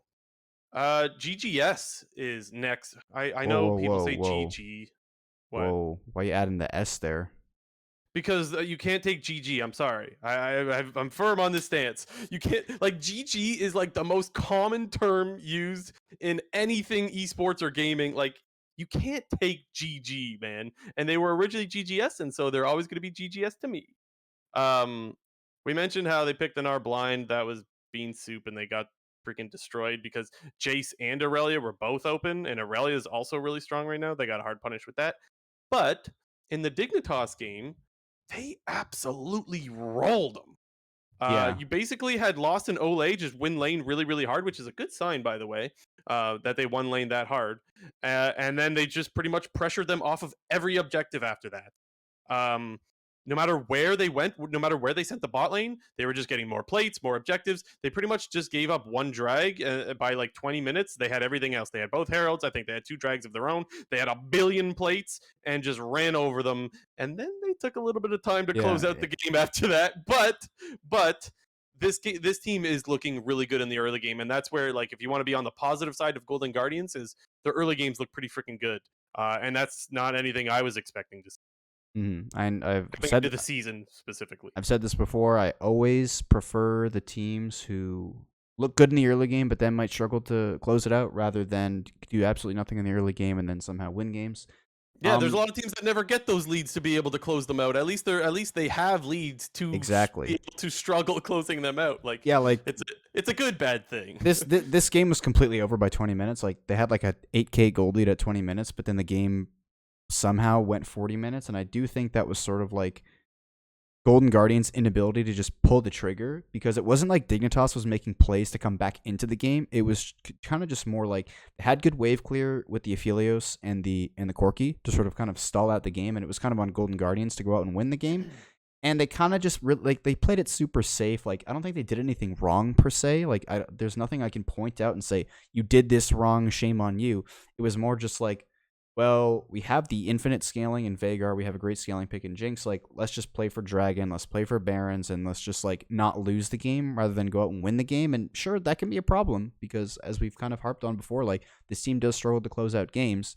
But they lack the balls. Golden Guardians So there's do. a couple of things that I could point to that I don't think they did particularly well. So I had a counter when I was rewatching the games today. I counted how many times they started up the Baron and then just pulled off. It wasn't until their 5th attempt that they finally took down the Baron. But And I mean, so, at the same time, like I can totally understand from their perspective, like, hey, like, dude, we don't need to flip this and like maybe lose the game. So right, like, yeah, right. sure, like that is like looks really bad or like can be classified as a mistake, but like it's not a mistake. They're just playing it really safe and like, No, no, no. So hold on. Here's why it is a mistake. I thought I don't know. Definitely the first time, maybe the second time as well. It's okay to pull off because it takes quite a while to get the Baron down, and so the team has quite a while to sift through the lack of vision that they have to end up getting to the Baron pit. With the gold lead that you do have, they had an 8K gold lead by 19 minutes. You should be able to push into the enemy jungle, clear up a bunch of vision, and be able to get back to Baron and melt it down. Now, that's not as easy to do at 20 minutes, so that's where I'm a little bit more forgiving that they pull off the first or second time. The third and fourth time, like, you shouldn't be able to easily walk up the... Oh, please tell me I wrote down what the comps were. Okay, they had Vagar Cage, they had Nara, and they had Thresh. So all tools that you could really zone off a Xin Zhao with. Like those are things that like if you control the vision in the red part of the jungle there, it should take a long time for that Xin Zhao to walk through. And then if he does, Vagar Cage kind of fucks up the ability for him to get into the pit. And so there are things that you could do because an 8K goal lead at 20 minutes is way more valuable than an 8K goal lead at like 35 minutes, for example. So at some point, you have to force them into a bad fight, or else they're just going to slowly scale and eventually kind of be even with you in gold. So that's one of the thing areas that they didn't look too good at. The other is when they're like sieging, they sort of split up and Olive is like way out there on his own and just gets picked off randomly, which like they had no world in where they should get an engage there. So it's just like some carelessness in their sieging. Those were the only two things. I don't consider them huge things because they ultimately kept those massive leads and did ultimately close out the game. But let's be honest, this team is not super clean at closing out games, and that's very clear by now. And so they do have a weakness, and they do need to find ways to push the pace of the game a little bit quicker. Otherwise, you're going to have a lot of games where teams slowly scale up and catch them in items and strength. Yeah, I mean, it'll be kind of telling if they get into a situation against a much better opponent where they have this massive early game lead and then they kind of maybe they end up throwing it, because the games that they've had these super massive leads in, this game against Sagantoss and then the previous one, I want to say it was 2 weeks ago against TSM.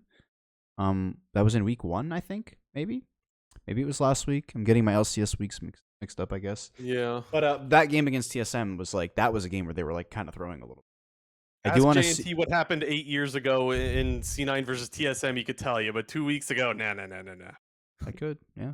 I nah. mean, they thread them in finals. Like, To be what do you fair, want me to say? neither can I. Neither can I.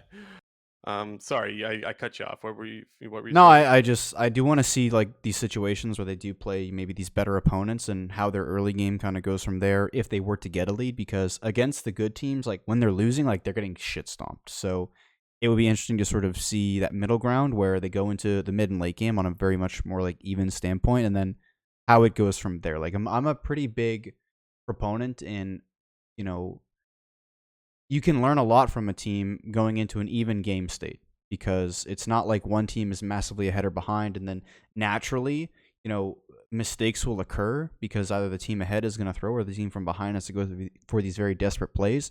Whereas when you're in a very even game state, it's all about like which team is making better decisions in the moment, which team is setting up for objectives properly, if they're trading correctly across the other side of the map. Like if you want to give second, third, Dragon Souls up for Barons, or you want to give Baron for Elder and stuff like that. So it's much more interesting to see when you have these more mid tier teams, on even states against other teams. Mhm.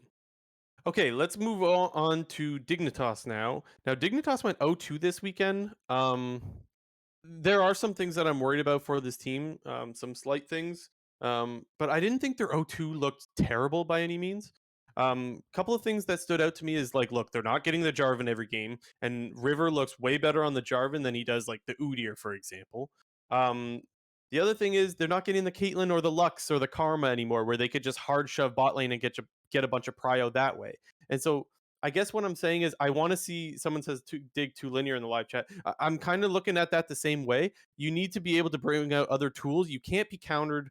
To be a good team, you can't be countered by bans. You can't be. You have to be able to bring out more than just a few weapons, and that's where I'm a little bit worried for Dignitas. However, some of the things like in the game against FlyQuest this weekend, I actually thought they still played a pretty good game. There was just some slight miscommunications. Like there's the one play where they have Blue with Rift Herald in the top lane, and he's just splitting by himself, letting the Herald, like there's no one answering his push. Herald takes tier 1, Herald crashes tier 2. He could keep going for a while, and then they kind of decide to engage 4v4 after getting a pick on Tukui, so there's no Corki left on the map, and they go for this engage. The only issue is Yumi ult was up in like 5 seconds, and so I remember thinking like this fight looks like it goes really bad, but if they have Yumi ult, which they would have in like 5 seconds, maybe this fight looks completely different. And the other thing too is like they only sort of like half committed to the fight. A couple guys did and a couple guys didn't. I feel like either play is completely fine as long as your whole team is on the same page. So it just looked like a little bit of miscommunication, which ultimately led them to like a really big disadvantage. Jose Dioto got a really nice kick and ended up winning the fight. To me, it wasn't like there was like these awful, awful plays that made them look so much worse than FlyQuest. Just a couple small little things. Yes, copium, if that's what you're thinking. Definitely some copium.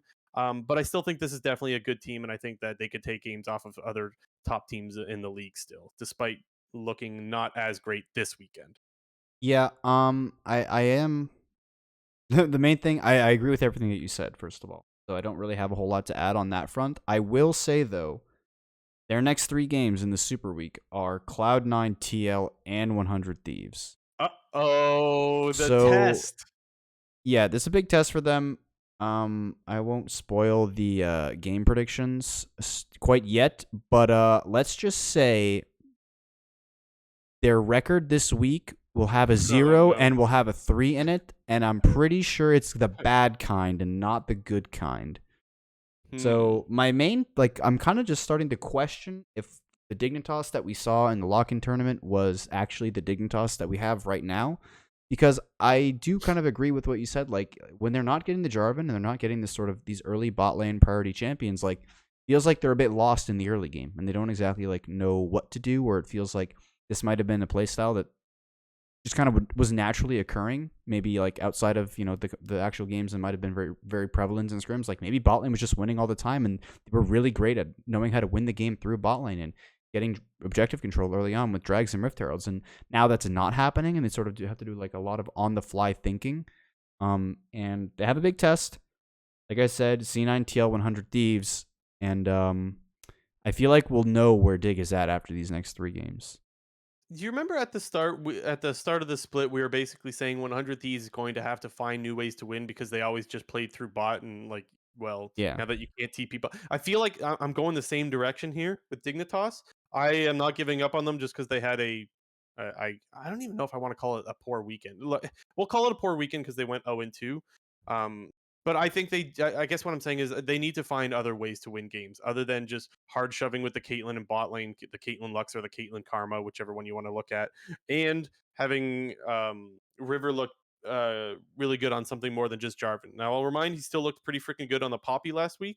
Maybe Udyr is just not the pick right now. I'm not too sure, but that's something they're going to have to figure out, I think. I still think this team is a good team, though. If I were to like power rank them off the top of my head, it's probably 5 or 6. I think they're definitely like middle of the pack. Yeah, But anyway, it's I don't know, maybe like a 6 or 7. It's tough. okay.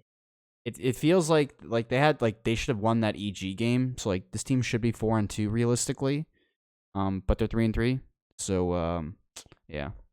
Could you imagine if they did win that EG game Well, and they EG only should has have. one win on the They season? should have won that game. Yeah. Yep. Okay, next up is IMT. IMT Hey, hold played. on. Let me start let me start this one off because Okay, go, go, I go. got a question for you. Like All right, feed me. What you got? it feels like this Immortals team is the same Immortals. It's we can beat anyone, but we can also lose to anyone. Like, dude, change the players or whatever, but like the thing, like the faith Is still that your remains. question? What's your Yeah, question though? the question is like, is this team different from the old Immortals? Like, sure, the players are different, but like, dude, they just do the same thing. I think you make a very good point. Because I hadn't thought of that myself, but you do make a very good point. Because this is what we saw out of them last year.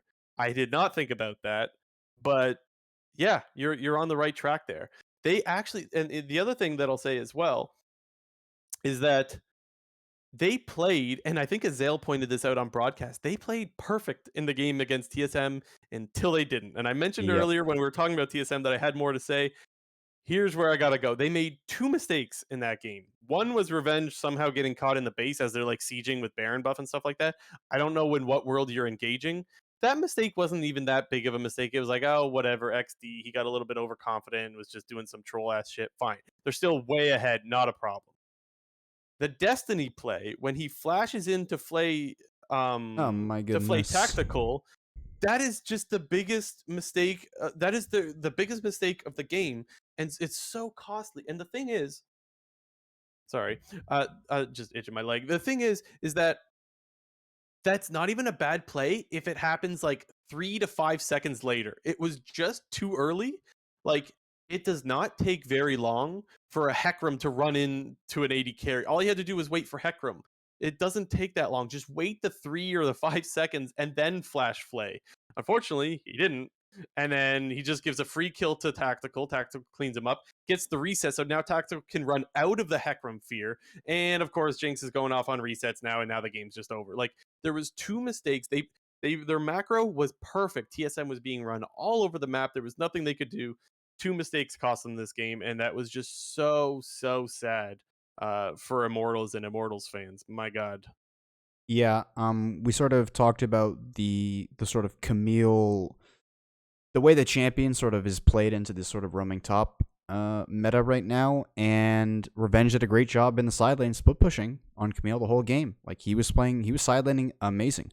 However, he didn't really know what to do when it came to the team fighting, because there sort of was a point where Revenge couldn't get any more done in the side lane because on both bot and top lane, he had taken tower, he had taken inhibitor, and he was basically on Nexus towers, and you can't exactly dive Nexus towers. So it was kind of like they had to at some point resort to team fighting, and then Immortals just didn't really know how to team fight. Like Revenge was not using his TP to come into the team fights. He was using his ulti poorly in the side lanes, and like you just mentioned, like everything was just super discombobulated in the team fights. Destiny was going in early. Revenge doesn't have R to ult the Jinx. Like Hecarim is going in. Like either Hecarim's going in too late or Destiny's going in too early. So like the CC layering is just way off, and Tactical just kind of escapes and runs out the way and kills the whole enemy team. So it just felt like, as you said right at the beginning, like Immortals was playing perfectly until they weren't. And like what was the gold differential in that game? the highest it ever reached was 9.5k. Oh, you At threw a 20 10K at lead. at 28 minutes, it was 9.5k. 31 minutes, it was 8k, and then 2 minutes later, TSM had the gold lead when they won the game. Oh So man. they basically Is that the blew. biggest throw of the year? Like, am I forgetting another like huge griefery of a game? Is that the biggest throw? Um, it would have been the Golden Guardians one against TSM if TSM actually won that game, but what they didn't. So yes, this was probably the biggest throw in terms of Mm. gold lead wise, at least. Yeah, yeah, yeah. That's what I meant. Yeah. Yeah. Yeah, it was quite a disaster. With that said, like overall, pretty good weekend from IMT. Let's not forget just how trash this team was looking in lock-in, and even in week one, it was just like, oh no, like this team looks like they're absolute disaster. I started having the doubts that they could not be like another CLG or TSM. I thought they were going to end up as this year's CLG, and a lot of people had speculated that they were this year's CLG, being like the lineup that is veterans and just not performing, sitting at the bottom of the standings. But they looked pretty good. And Xerxes Volibear looked great as well. Like that guy was out pressuring Inspired. Inspired was playing, was that I think that was the game Inspired was on Jarvan. He's Hmm. playing Volibear and he's pressuring more than with the Volibear than Inspired is on the Jarvan. Yeah. Yeah. Um that's kind of what we were hoping to see before even lock-in started. We came into the season being like, it's okay. They still got Xerxes. Xerxes was great for them last year. We expect to see him have a large impact on the map. Starting to see it now, and that's a really good sign for Immortal. I mean, obviously, the big thing to kind of refer to in that game was the whole like Chrono Break situation, and Do you hold on a sec? Do you have anything else to say about IMT, or do you want to talk EG now? Because if we can get into the EG stuff, we can get into the Chrono Break stuff. yeah. Last thoughts on IMT is they're still immortals. They can beat anyone but lose to anyone. Like it, and that in nature, in like that makes me not so confident about this team, despite them looking good. Like, don't get me wrong, like they looked great this weekend. Sure, it ended up as a 1-1 because like they hardcore through that game against TSM, but like going forward, it's just like, well, like what's gonna happen now when they have like big gold leads in this? Like, it feels like now this is a team like they're gonna have an 8k gold lead, and then like at the first sign of like any resistance from the enemy team or like one mistake, you're gonna be like, oh my god, here we go again. Like, it's the, shit, here we go again meme. Like, Yeah, yeah. Okay, let's get into EG and let's start off with the Chrono Break thing, because that was a really interesting thing for me, honestly. This was still the game with them and IMT. Now, I went back and forth on this. At first, I watched it and I was like, "Oh yeah, that's a bug. He couldn't see it." And then you and Jet both convinced me. I was like that it wasn't actually a bug, and he wasn't in the brush, and that you couldn't. He just wasn't in the brush, and that's why he couldn't see the thing, the animation. I'm like, "Oh, okay, fine." And then I go back and look at the original play, and I could definitely see like that he is in the brush when the start of the Oriana ult animation goes off. And so it was just so back and forth. Now, one thing I will say is, first of all, I hate freaking pauses. They are a huge buzzkill. But I actually thought, like, if there's ever a reason to have this long of a pause, I thought this was it, because it was so like this was to me hard to establish whether it was a bug or not. It took me a while to figure it out. And well, so I was actually kind of surprised that this was like a normal chrono break time, if you will. Like it was still like 30 minutes, which is a long time, but that's normally what a chrono break is, isn't it? here's the thing though, and I guess if I have to throw some bean soup, I'm gonna throw out the LCS broadcast on this one because Okay. I totally agree with you. Like, well, I guess you said that you thought it was a bug until both myself and Jet convinced you otherwise until you watched it back in real time. And Yeah. right off the bat, I was like, oh, this is not a bug. Like you aren't supposed to see animations when you're not in the bush. But Hmm. when they were attempting to explain the quote unquote bug and what had happened, they were only showing Vulcan's POV the whole Yes. time. And they never showed like the spectator client and what actually happened, because if you did not see what happened in real time, like right when it happened, you wouldn't have saw that it wasn't just his ult that had been used in the bush. It was his W, then his ult. So because the entire time I was like, well, that's how the mechanic works. Like you throw the ball in the bush. If you're not standing in the bush when the ult is pressed, you're not gonna see it, because you cannot see animations. You cannot see animations from champions or abilities that are in a bush. So I was like, why the hell is it taking so long? Like, what's going on? But like you said, when you went back and watched it in real time, you saw that PoE pressed W before his ult. Vulcan then walks back into the bush, doesn't see the ball, and only sees the ult like animation at the last second. So it was just like, it felt like it was so up in the air until it wasn't. And I was like, oh shit, yeah, I just watched it back. Like, it's obviously a bug. So it was just like, if the LCS just would have shown the spectator Yeah. POV once for the 50 times that they showed only Vulcan's POV, Yeah. I would have True. been like, oh, okay, thank you. Let's go. Let's move on now. But it's like they didn't. So, You make a Jesus. really good point. You make a really good point. Like bean soup for the people doing the replays, whoever's in charge of that, but big time pop off award for the people that instantly recognized and got the call right, if you will. Right now, because it should have been Chrono Break. Like it Yeah. was definitely deserving of a Chrono Break. Now, some of the issue that Vulcan and Poe went back and forth with on Twitter was like, I believe Poe wasn't happy with the time that it was reset to. The only Yeah. thing is for me is like, I didn't see him say what time he would have liked it reset to. And like that was a really weird scenario because no matter what, like there's just some unfairness somewhere for sure. And to me, it actually I think it slightly, very slightly benefited Immortals that it was redone. Because then you ended up seeing Wait, you Revenge thought instead of really? Thought it benefited Immortals more than it benefited EG? very slightly, very slightly. Because I don't so let me explain why. So the Vulcan dying would not have happened, I don't think, without the bug. I think I'm with Azael where he said like he would have flashed it. I agree he would have flashed it, so he probably lives there. But then the Gragas definitely dies. So to me, what should have happened is it would have been a Gragas dying on a bad TP, and then it would have been Revenge dying, and Jojo Pyun living. The only difference was Jojo Pyun died instead of Gragas, but the kill went on to Revenge on the Graves in the side lane rather than the Trundle for the jungler for Immortals. There I was no don't think the Trundle in Baron that game. You was it mean was it Volibear? not Trundle? Volibear, yes, sorry. Rather than Volibear. So to me, I don't think the Baron gets done no matter what. I don't think anyone finishes the Baron. And there was still the TP spent, I believe. And so pretty much everything I think was the same minus where the kills were allocated. And so Hmm. that's why I think for me it was slightly in the favor of Immortals. You have a different opinion? Well, I think it was definitely EG favored, because what Power of Evil was saying on Twitter after the game was saying that, well, now that you're pausing this game time once again, he was saying like, well, EG now has the knowledge that Immortals was doing Baron. It's at a specific HP or whatever. Hmm. Vulcan knows that he doesn't have vision walking into that area of the map and he can't walk in there, but like he realizes now that like nobody's actually in there, and like, you know what I mean? Like he doesn't have Yeah. vision in that area of the map, and he's blind face checking it and dies to the Oriana ball. I'm sure he might flash it if the bug doesn't occur. But then also, like, both Impact and Jojo Pyun should be easily be able to kill Revenge in the sideline and then both teleport back up there. So I think it should have been EG favored, because EG That's a good should way get of that's a good point. because EG should get that kill on the side lane. Vulcan should know he can't walk in there, which does not result in the Thresh dying. Impact shouldn't TP up like that because he's TPing into a bunch of people. He does a much safer TP.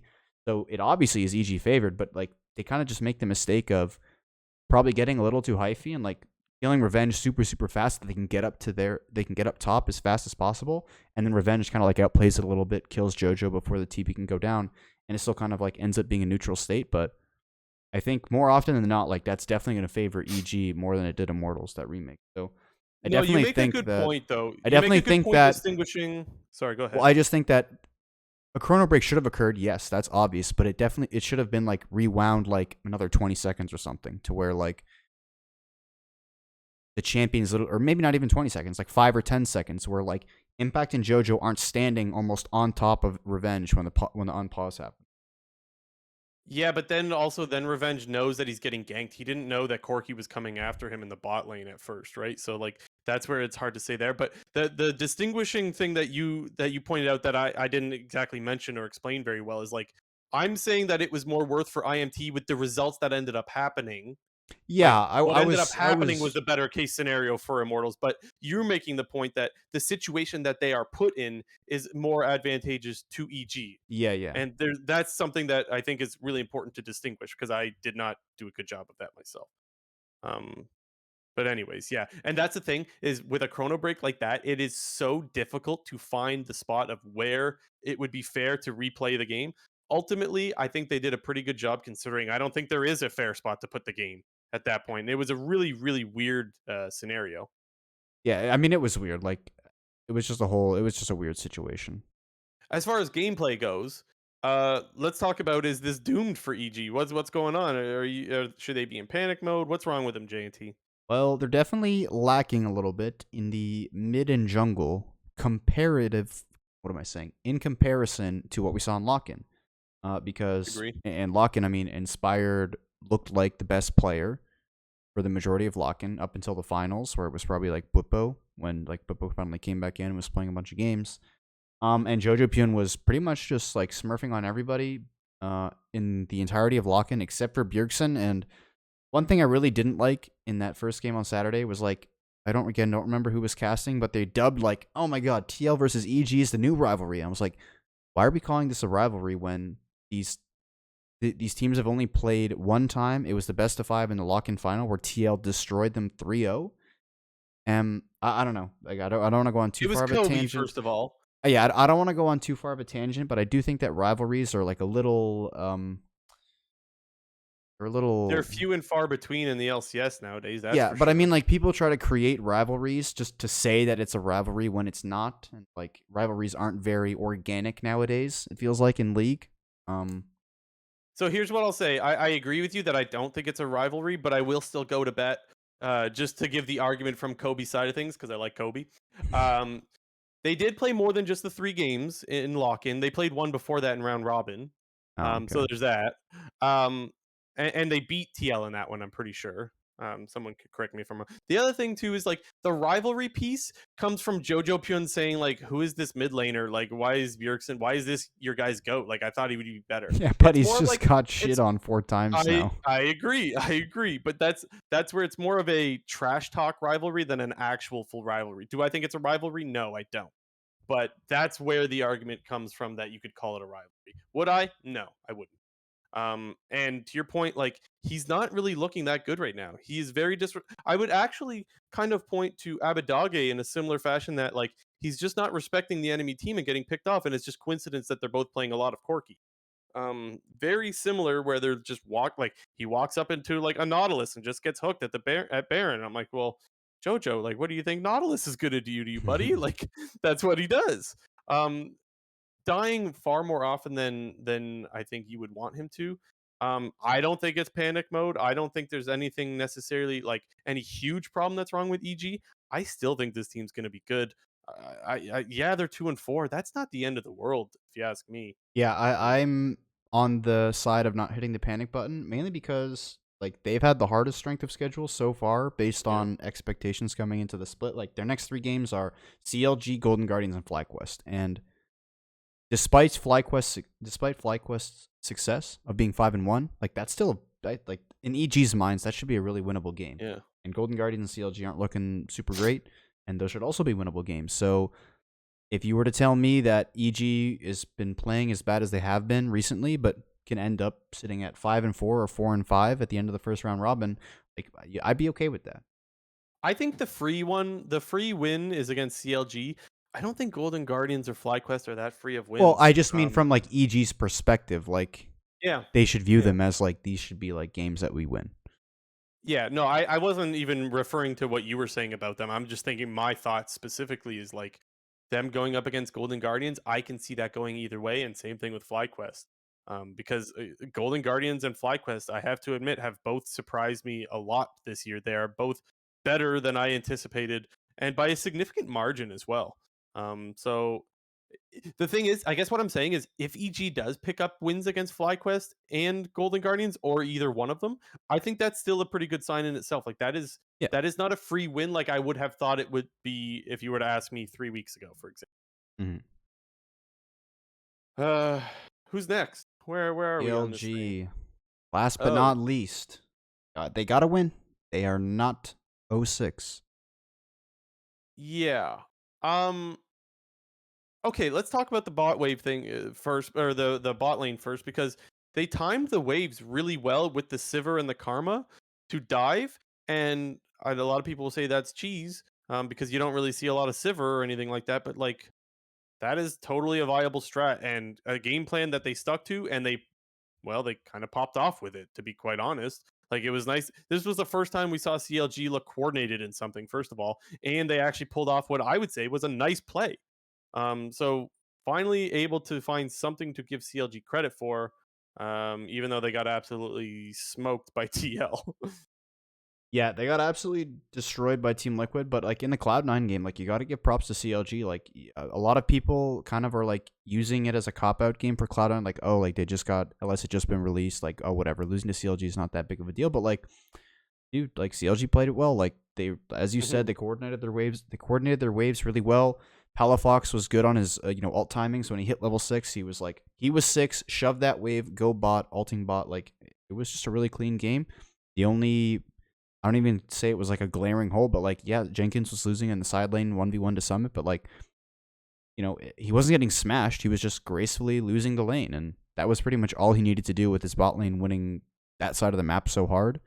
And, it's just like, I don't view that as like Cloud9 having a bad game and it's like, so it's okay. It's just like, no, CLG just played really well. Yeah, and I think you make a really good point there about the top lane specifically. If you're winning that hard in the bot lane, you just chill and play safe in the top lane. That's all you need to do, is not run it down, because you should be able to rely on your team. What was it, like a 4-0 rise or something like that? Yeah, Rise was fed out of his ass. You should be able to rely on that. So this is a time where it's like, know how to be carried. That's what that was to me. Does top lane look different if Rise isn't 4-0? Is Jenkins playing to contest the wave a little bit more? Probably. We'll never know, right? Hard to say. But if the argument is, or if Jenkins is thinking, I don't want to do anything in lane that's too crazy just because we're winning so hard on the other end of the map, I don't have a problem with that when you are that far ahead. Like, that is significantly far ahead. And the other thing too is, like, we mentioned that the weakness of Cloud9 that we've seen is their laning phase in the bot lane. And so maybe CLG identified that as well and said, look, against this team specifically, we want to run Sivir Karma. We can always shove whenever we want to, and we have some really nice dive tools by being able to use the Rise ulti to get over there and the Hecarim, and they've just pulled that off perfect. So Yep. really got to give props to them there. Against the TL, against TL, it's like, They well, got 1v9 by Core DJ. Like, it I don't even happens, bro. fault them. It Yeah, I don't happens, even bro. fault them. They got hard stomped in the bot lane, and they're not the first, not the last to be hard stomped by TL's bot lane. I think they are going. This is going to be the best bot lane in the league, honestly. TL. So, what can you say? I don't have anything to add there. Yep. Hey, dude, it's a win. Like, CLG, like, they're tied for last with TSM in the standings, Yeah. and they only have one win. But like I said, in my eyes, TSM still doesn't have a win. So good on CLG. They are not last place in my eyes. And well, So we we mentioned take last week those. that we mentioned the possibility of this week coming up that it would maybe be the 0-6 teams facing off against each other in the last place, CLG TSM. But instead, it'll just be 1-5. They're still both in last place. Yeah. They both 1-5. The rivalry is alive, if you will. Oh God, Um, no! Please stop. yeah, yeah. Let's bring it back, man. Okay. Um, let's move on, right? Yep. Go for it. Well, with obviously we ran on all the teams. We got some teams that are popping off, like FlyQuest 5-1. We got some lackluster teams. EG 2-4, Dig 0-2. They're 3-3 now. So this begs the question everyone always likes to talk about. There's the top half of the league, there's the gap, there's the bottom half of the league. What's the call here? Like, Is it still? Does it happen? Is it there right now? Is it prevalent? Is Yeah, there that huge gap between 5 and 6? because and that's what the story was coming into the season. Most people said there's always the top 5 and there's the bottom 5, and I think so far this season we've seen that that's just not the case. Will it be the case by the end of split? Maybe, but for now, definitely not. Like I could see literally, it's just CLG and TSM are on the outside. Pretty much everyone else is in the pool. I guess I could see TL being outside of it. Anywhere from 2 to 8, I see as being very competitive right now, and any team could beat any other team. I don't know the last time that we've seen the eighth place team, which in this case is EG, I believe, EG and EG or IMT. Immortals? Yeah. Yeah, I don't think it's as I don't think a normal season would have this much of a chance of the eighth best team or eighth place team being able to take a game off the second place team. And I guess we kind of saw that with Immortals beating 100 Thieves, right? So that's where I feel like this whole top 5 and bottom 5, it's completely dissolved away, at least in the first half of the split so far. And we're kind of seeing like this really, really competitive 2 through 8, which I think is great for the league. Yeah, it really only makes for more interesting storylines and gameplay throughout the season because like we'll have seasons of LCS where you'll see a team like a Cloud9, like a TL, like a TSM that just start hot and end hot, and everything in between is like the same the whole way. Like I did a little bit of research here. I went back and looked at the last 3 full years, so that means 6 splits, and Okay. in only 2 of those 6 splits was there a lot of fluctuation in the standings throughout the entire split.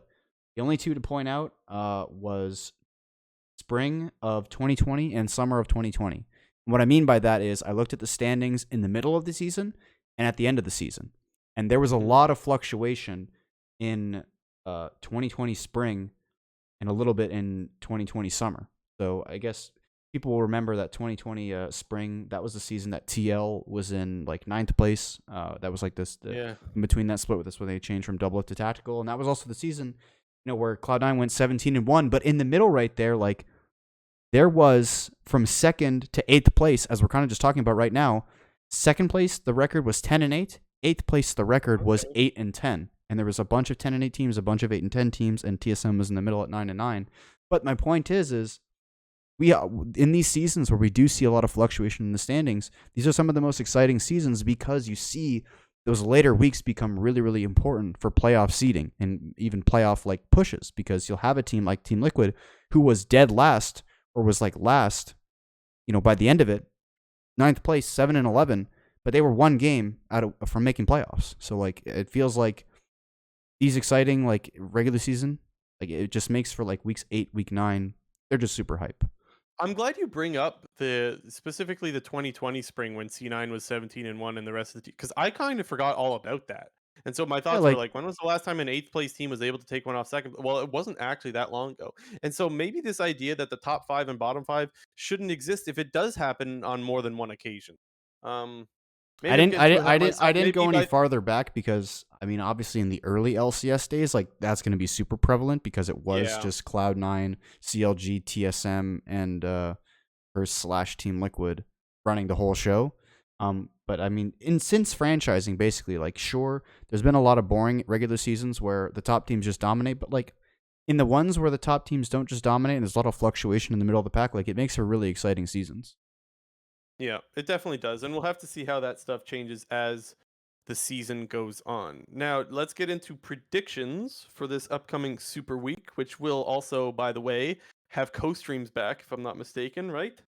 Yeah, the thing about the co-streams is like, dude, there've been already so many moments so far in the season where like I wish the co-streams were happening because like I wanted to see like Doublelift, Meteos, and Sneaky's like real time reaction to them throwing up that shit on the broadcast of like the tweet of like saying Cloud9's released LS. Like I wanted to know what like their Yeah, thoughts were like right then and there. it would Um, have been very interesting to see. so I kind of just am hoping that we just get spicy games, just because since we're only getting the co-streams for this one time during the regular season, hopefully it's not a bunch of snoozer games. The only thing is, like, is LS going to be co-streaming? Because I don't know, I dude. really want to watch Media Sneaky Double Lift, but, like, this is the one time that I really want to watch the LS one, no? We'll have to see. Yeah, anyway. All right, Okay, let's get through these games. There's lots of them. So yeah, Cloud9 versus Dignitas on Friday. Yeah, G9. Friday games. Hmm. Okay, yeah, I'll go Cloud9. Golden Guardians TL. Team Liquid. TSM 100 Thieves. Yeah, or sorry, 100 Thieves. 100 Thieves, yep. CLG versus Immortals. Immortals. Man, it's I know. close. I know everything's the same so far. Okay. But I can't predict CLG, so I gotta go Immortals. Okay. You think it's that close, eh? It's close, When dude. Like, when did you get faith in CLG? When did I dude, what did I it's not miss? about the faith in CLG. It's the fact that Immortals can lose to any team. Okay, that's So they fair. go out and they should have had a 2-0 weekend, and they're probably gonna drop a dookie to CLG. Although I'll pick Okay. Immortals still, but EG versus FlyQuest. I want to hear your prediction This first. is tough. Okay, this is the classic good versus evil. I always like when this matchup happened, even though that kind of fell off. Um, I am gonna go FlyQuest. I'm going more with my heart here. I actually really like EG as well, but I'm just so happy with the way FlyQuest has looked lately, and their games have been so fun. So I'm going FlyQuest. I'm gonna go EG because I think this past weekend will be their sort of kick in the ass moment where they kind of turn it up and they make that run and they get back to being a top 3 team because I think this team is a top 3 team right now. Like not right now, Okay, sorry, but like by the end of it, I'm thinking this by the team will end of be the top split 3. or end of the year or end of End the of the what? end of the split. Okay. How much if it is you just wanted to take whatever team I wasn't taking so you could try to catch up in the standing? No, but I just wanted to hear you go first. I was gonna take Okay, EG regardless. okay. I just was wondering why you wanted me to go first with No. that one specifically. That's all. Okay. Saturday, first game is Dignitas versus Team Liquid. I think we're both going TL. Yes. Okay. Then TSM versus CLG, the El Clasico.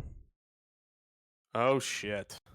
Here's the thing, I'll go first on this one. I know, I just said prior, I will never pick CLG. However, I said last week that I think CLG is better than TSM, regardless of the performances from this past weekend. I said when they were both 0-4, said if I had to pick a team, I will pick CLG. I'm picking CLG.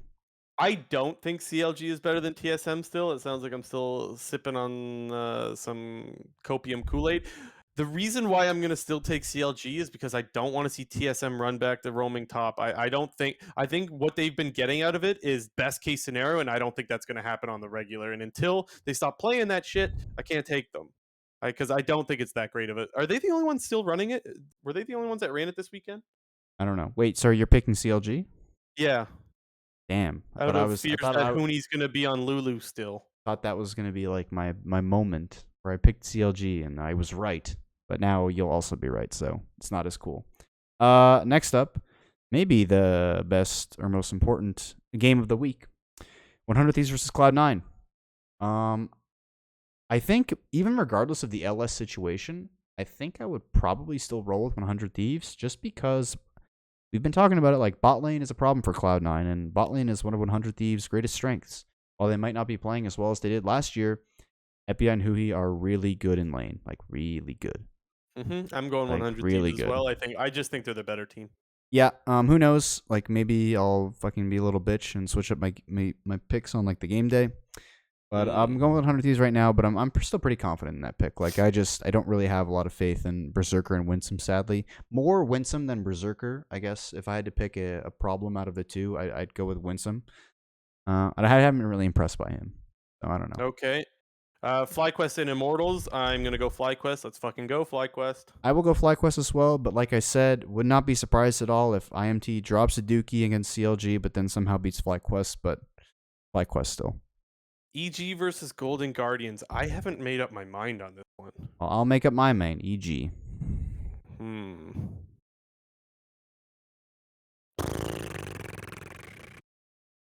I'll go Golden Guardians. I'll give you a chance to gain a game Well, on don't me. do that now. That's some bullshit. Pick who you're Well, gonna I don't know. pick and I say it with honestly, your chest.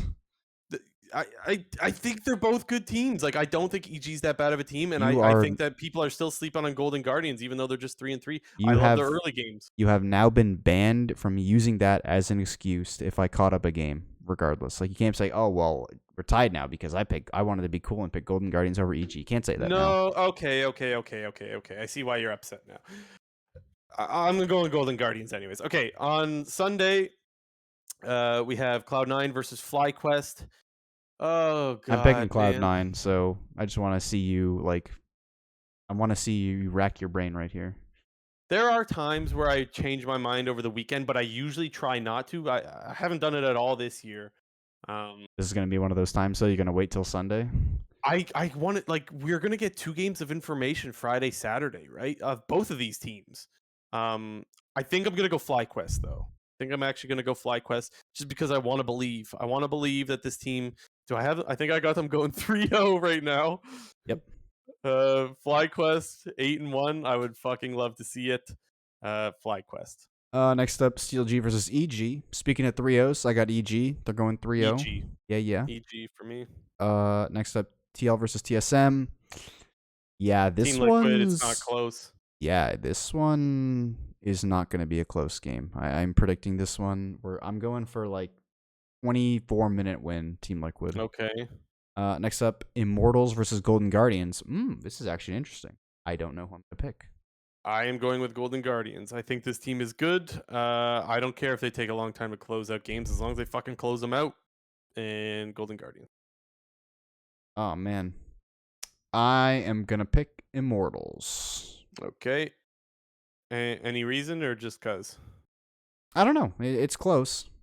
Okay. I guess I have a little bit more faith in their mid jungle than I do the Golden Guardians mid. I don't know. Maybe actually, that even correct. Hold up. Oh. Actually, I have to pick Golden Guardians because I've just completely switched my argument. Because, like, do I think that Power People and Xerxes are better than Ablazeolve and Prize Soccer? I don't think so, actually. And I would rather have Licorice than Revenged. And I would rather have GG's bot lane than Immortals bot lane. So, Golden Guardians, actually. GGS. But yes, Golden Guardians over IMT. And then we got Dignitas and 100 Thieves. 100 Thieves. 100 Thieves. Yeah, so I think I have Dig going 0-3 now. Really? Nice. I don't remember who I took out of C9 or Dignitas. You took C9, but you debated for a little bit. Hold on, Dignitas. It's gonna be a rough weekend. I hope I'm wrong. Anyways, 100 Thieves, and so that'll do it for the prediction. Alrighty. We got some quick news, a lot of it. I'll get through it quickly. But firstly, and maybe most importantly, to LCS, because we talk about the LCS here, they hired their new commissioner. This has been something that has been a glaring hole for, I want to say, like the last 5 or 6 months when like they were like at the end of the season, they were like, oh, Chris Greeley's stepping down. And it was like, well, they haven't filled the commissioner role yet. So what's going on there? It took them so long, to find. Her name is Jackie Felling. She previously worked on the Call of Duty League, the Overwatch League, and professional like Gears of War or something. So initially when this got announced, there was actually a lot of Twitter backlash because everyone was like, oh wow, she was involved in the COD League, which failed, the Overwatch League, which failed, and Gears of War. And I mean, I know what Gears of War is, but have I ever seen like Gears of War? Like, no, like, yeah. So, I mean, I'm going into this thing with like no opinions. Like, I hope she does well, but like, I'm not like gonna put a bunch of like negative pressure on her right from the get go. Like, it feels like a lot of people are doing. Hold on. So, here's what I'll say about it. Pretty much everything you said is what I thought. I was like, oh shit, like COD and Overwatch League. I don't know, man. Here's what I'll say. Even though I've heard things that those leagues were not run very great, I will also say that I just think those games fucking suck. And so it's hard to make an esport around games that suck. I'm sorry, I'm probably offending a lot of people. I don't like those games at all. And so I'm going to just give her a pass like, it's hard to run an esport for a game that sucks. So she's got a good game now. She's got the League of Legends blood in her now. And hopefully, I saw she did an AMA, which is kind of cool. Like, look, an AMA does not mean you're a great commissioner right away, but it does show. Was it an AMA? I thought it was more of a like, give us your feedback. Did you also do an AMA? I think it was an AMA. I don't remember seeing that, so I don't know if I was reading something today. Was it an AMA? I don't know what I was reading. I think you were reading the please give us feedback. It was like if there's anything you would like to see added or removed from LCS, it was like that to me, honestly, that's still like a good sign from a commissioner, regardless. Oh, it is. That you want feedback. Yeah, maybe it wasn't an AMA. Anyway, regardless, you're getting feedback for how to do your job better. You're listening to the people that consume your product, which is a good start. Let's put it that way. I'll be interested to see. I'll be interested to see where that goes. Quick, I just read in the live chat. Thoughts on PoE Vulcan Twitter war? We talked about it a little bit, so the VOD will be up on YouTube in just a little bit. I wouldn't say it was like a big Twitter war. I just think it was like a disagreement necessarily. But if you wanted to hear our thoughts on that, we talked about it like, I don't know, 15, 20 minutes ago. I'm not really sure. The VOD will be up in a few hours. What's next, Jinter? Uh, some LEC news. We normally do a bit of LEC talk, but we're not going to do that because we're running long. The LEC is reverting their all-pro voting back to media and Riot only and removing the whole community voting from it, which is honestly a good thing because as much as people want to meme on the all-pro votings, whether it's LEC, LCS, or anywhere else, because they do provide like the media outlets the chance to vote, and a lot of those votes are usually like not necessarily accurate with the majority of the community believes. In the LEC, though, it was a big problem that they had the community voting because pretty much it was always all G2 players. Even when G2 wasn't playing as well as they were back in the day, like Season 11, like G2 wasn't the best team, clearly, because Rogue and Mad Lions were like better than them, and Fnatic was like not too far behind. It was still all like G2 players who were on like first and second all pro teams, so it's good that they're getting rid of that, so it's not as huge of a meme. Pretty much any league that would be in would be a bad idea. Like all the fan favorites are like everything would be heavily weighted towards the fan favorites. Whether it's LCS, you would see a bunch of TSM, C9, TL players just get in. And same thing if it was LCK. Like, oh, guess what? Faker's going no matter how he plays. Like that kind of stuff. Faker always plays So good. yeah, but you get my point. Speaking of Faker, Faker and Deft played their 1,000th competitive game this past week in the LCK. Deft actually did it one day before Faker did. And also, as a little add-on to that, when T1 played their last game of their last series this week against Nongshim, Faker became the first player to play 700 games in the LCK. And also, just to add on that, he has a 66% win rate, which is pretty nuts. That is pretty insane. To play that many games and win 2 out of every 3 games you play. What can you say? He's the GOAT. He's pretty fucking good. Next up, Uzi is back in the LPL and played his first game since 2019. Now, I did not catch this game, J&T. Did you? I watched the highlights of it. I think I was watching. I don't remember who I was. Oh, Doublelift was rewatching those games on his stream at one point, and I was just like watching. And he's on BLG now. For those who don't know, he's on Billy. He's actually Doggo's sub. Doggo, for those who don't know, was PSG Talon's former AD carry who really popped off in MSI and Worlds. He's a beast. But they lost game 1, so Uzi got subbed in for games 2 and 3. They won game 2, lost game 3. They went 1-1 in the series, but yeah, I think we're going to see a lot more of Uzi in the BLG starting lineup because I heard about this. I think it was on Cadrill's stream or something that Uzi never plays before Lunar New Year. Yeah, I saw that too. I never knew that was a thing. Yes, I'm going to address this in a live chat real quick. Yes, he was on Beyond Gaming. I said PSG because he got loaned to them during MSI. You are correct. Thank you for that. But yeah, I remember hearing that on Cadrill's stream. I was like, is that really the case? Like Uzi never plays before Lunar New Year? And I was like going back to think about it because yeah, it feels like a lot of the times RNG is always playing with the sub ADC for the first like half of spring split. And I went back and like looked at match histories and stuff like, and it is true. Like he doesn't play at the beginning of the split. Anyway, yeah. What's next? Last up in our little quick news, some kind of meme news, but relevant because it's NA. T1, not SKT T1. T1, the streamer, Tyler won. He finally finished his support to challenger. Therefore, he's now completed challenger in all 5 roles.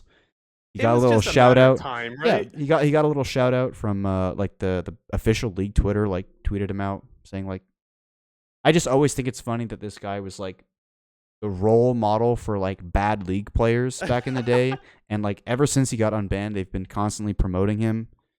I just think it's hilarious. Toxic league players, not bad league players. For toxic players. Yeah. Kind of funny though. But yeah, I mean that's a cool accomplishment. Let's be honest. Like that's pretty sweet. But the support he did it in like the lowest number of games or something. Oh, did he? Yeah. Do you know what's next on his list of to do? I don't know actually. I don't know if he said that or anything like that. It's always weird because like that's been his thing for like the last 2 years. Like he'll do a role, then do the next role, but now he's out of roles, so maybe he'll like go back to ADC now. Yeah. And now last up, the new champion, Renata Glask, is I think going to be enabled next weekend. If I'm not mistaken. Maybe it'll be the week after because they usually delay champions 1 week post changing the patch. So it's either going to be next week or the week after. I think it's probably going to be the week after, I guess, if I remember, like, because they did the same thing with Zeri. Um, I don't know. The champion doesn't look very good from what I've seen playing with and against it. Everyone always says that though, and then like the champions end up being good. No, I don't like know. So I don't know enough about the champion to have an opinion. I do know the champion looks really cool. Like it I does look thought cool, just yeah. it's been a couple of weeks since I watched like the champion spotlight or whatever. That champion looks sweet. Like I don't know what the hell that thing is. What is that thing? You know what I'm talking about, or Did weapon, I whatever didn't that thing is. I But it didn't looks realize she cool. was a ranged champion until I watched the champion spotlight. Because anytime like Mm. they'd shown like a promo of her or like a visual, like it looked like to me that thing looked like a mace, and I was like, oh, she's just holding the mace and she's gonna hit people with it. And but no, she's a ranged champion. But yeah, again, like maybe it's just because it's so early on and people don't really know what they're doing, they know what they're building, whatever. But I don't know. It just seems quite lackluster. I don't know. Mm. But again, like I said, maybe like she's just gonna hit 56% win rate or something in like the next 2 weeks. I don't know. Everyone always thinks the new champions are trash, and Dude, then they're not. I thought Zeri was broken when she got released. Like everyone, like dude, like it You were always. ahead of the curve, eh? You were ahead of everyone else. But All again, these maybe. peasants. I mean, yeah, sure, but like I don't know. I'm gonna go out on a limb here and say this champion's not actually that good. So Okay, we'll hold you to check that. Okay, back in. last thing I added is they announced MSI is in South Korea this year. They haven't announced the cities yet, but I think it's pretty cool that MSI is going back to Korea. So yeah, I cities would unknown, but that's all we know for now. I would assume it's probably safe to say that they'll probably hold it at the like the LOL Park thing where they hold the LCK for the group stage or for the play-in stage, whatever they do there, and then they'll probably do some like actual like locations and cities for like semifinals and finals. Yeah, we'll see. I mean, I don't know how the hell they're doing with COVID over there. I imagine they have to be doing pretty good with it, or they wouldn't have announced going there, right? So Well, we'll have come to to think wait of and it, see. I wonder do they I think they have fans back in the LOL Park arena. I'm pretty sure. I haven't watched a lot of Okay, LCK, but I think I they think do. it was LCK that I was watching, and I'm pretty sure they have fans back there, but they weren't allowed to yell or something.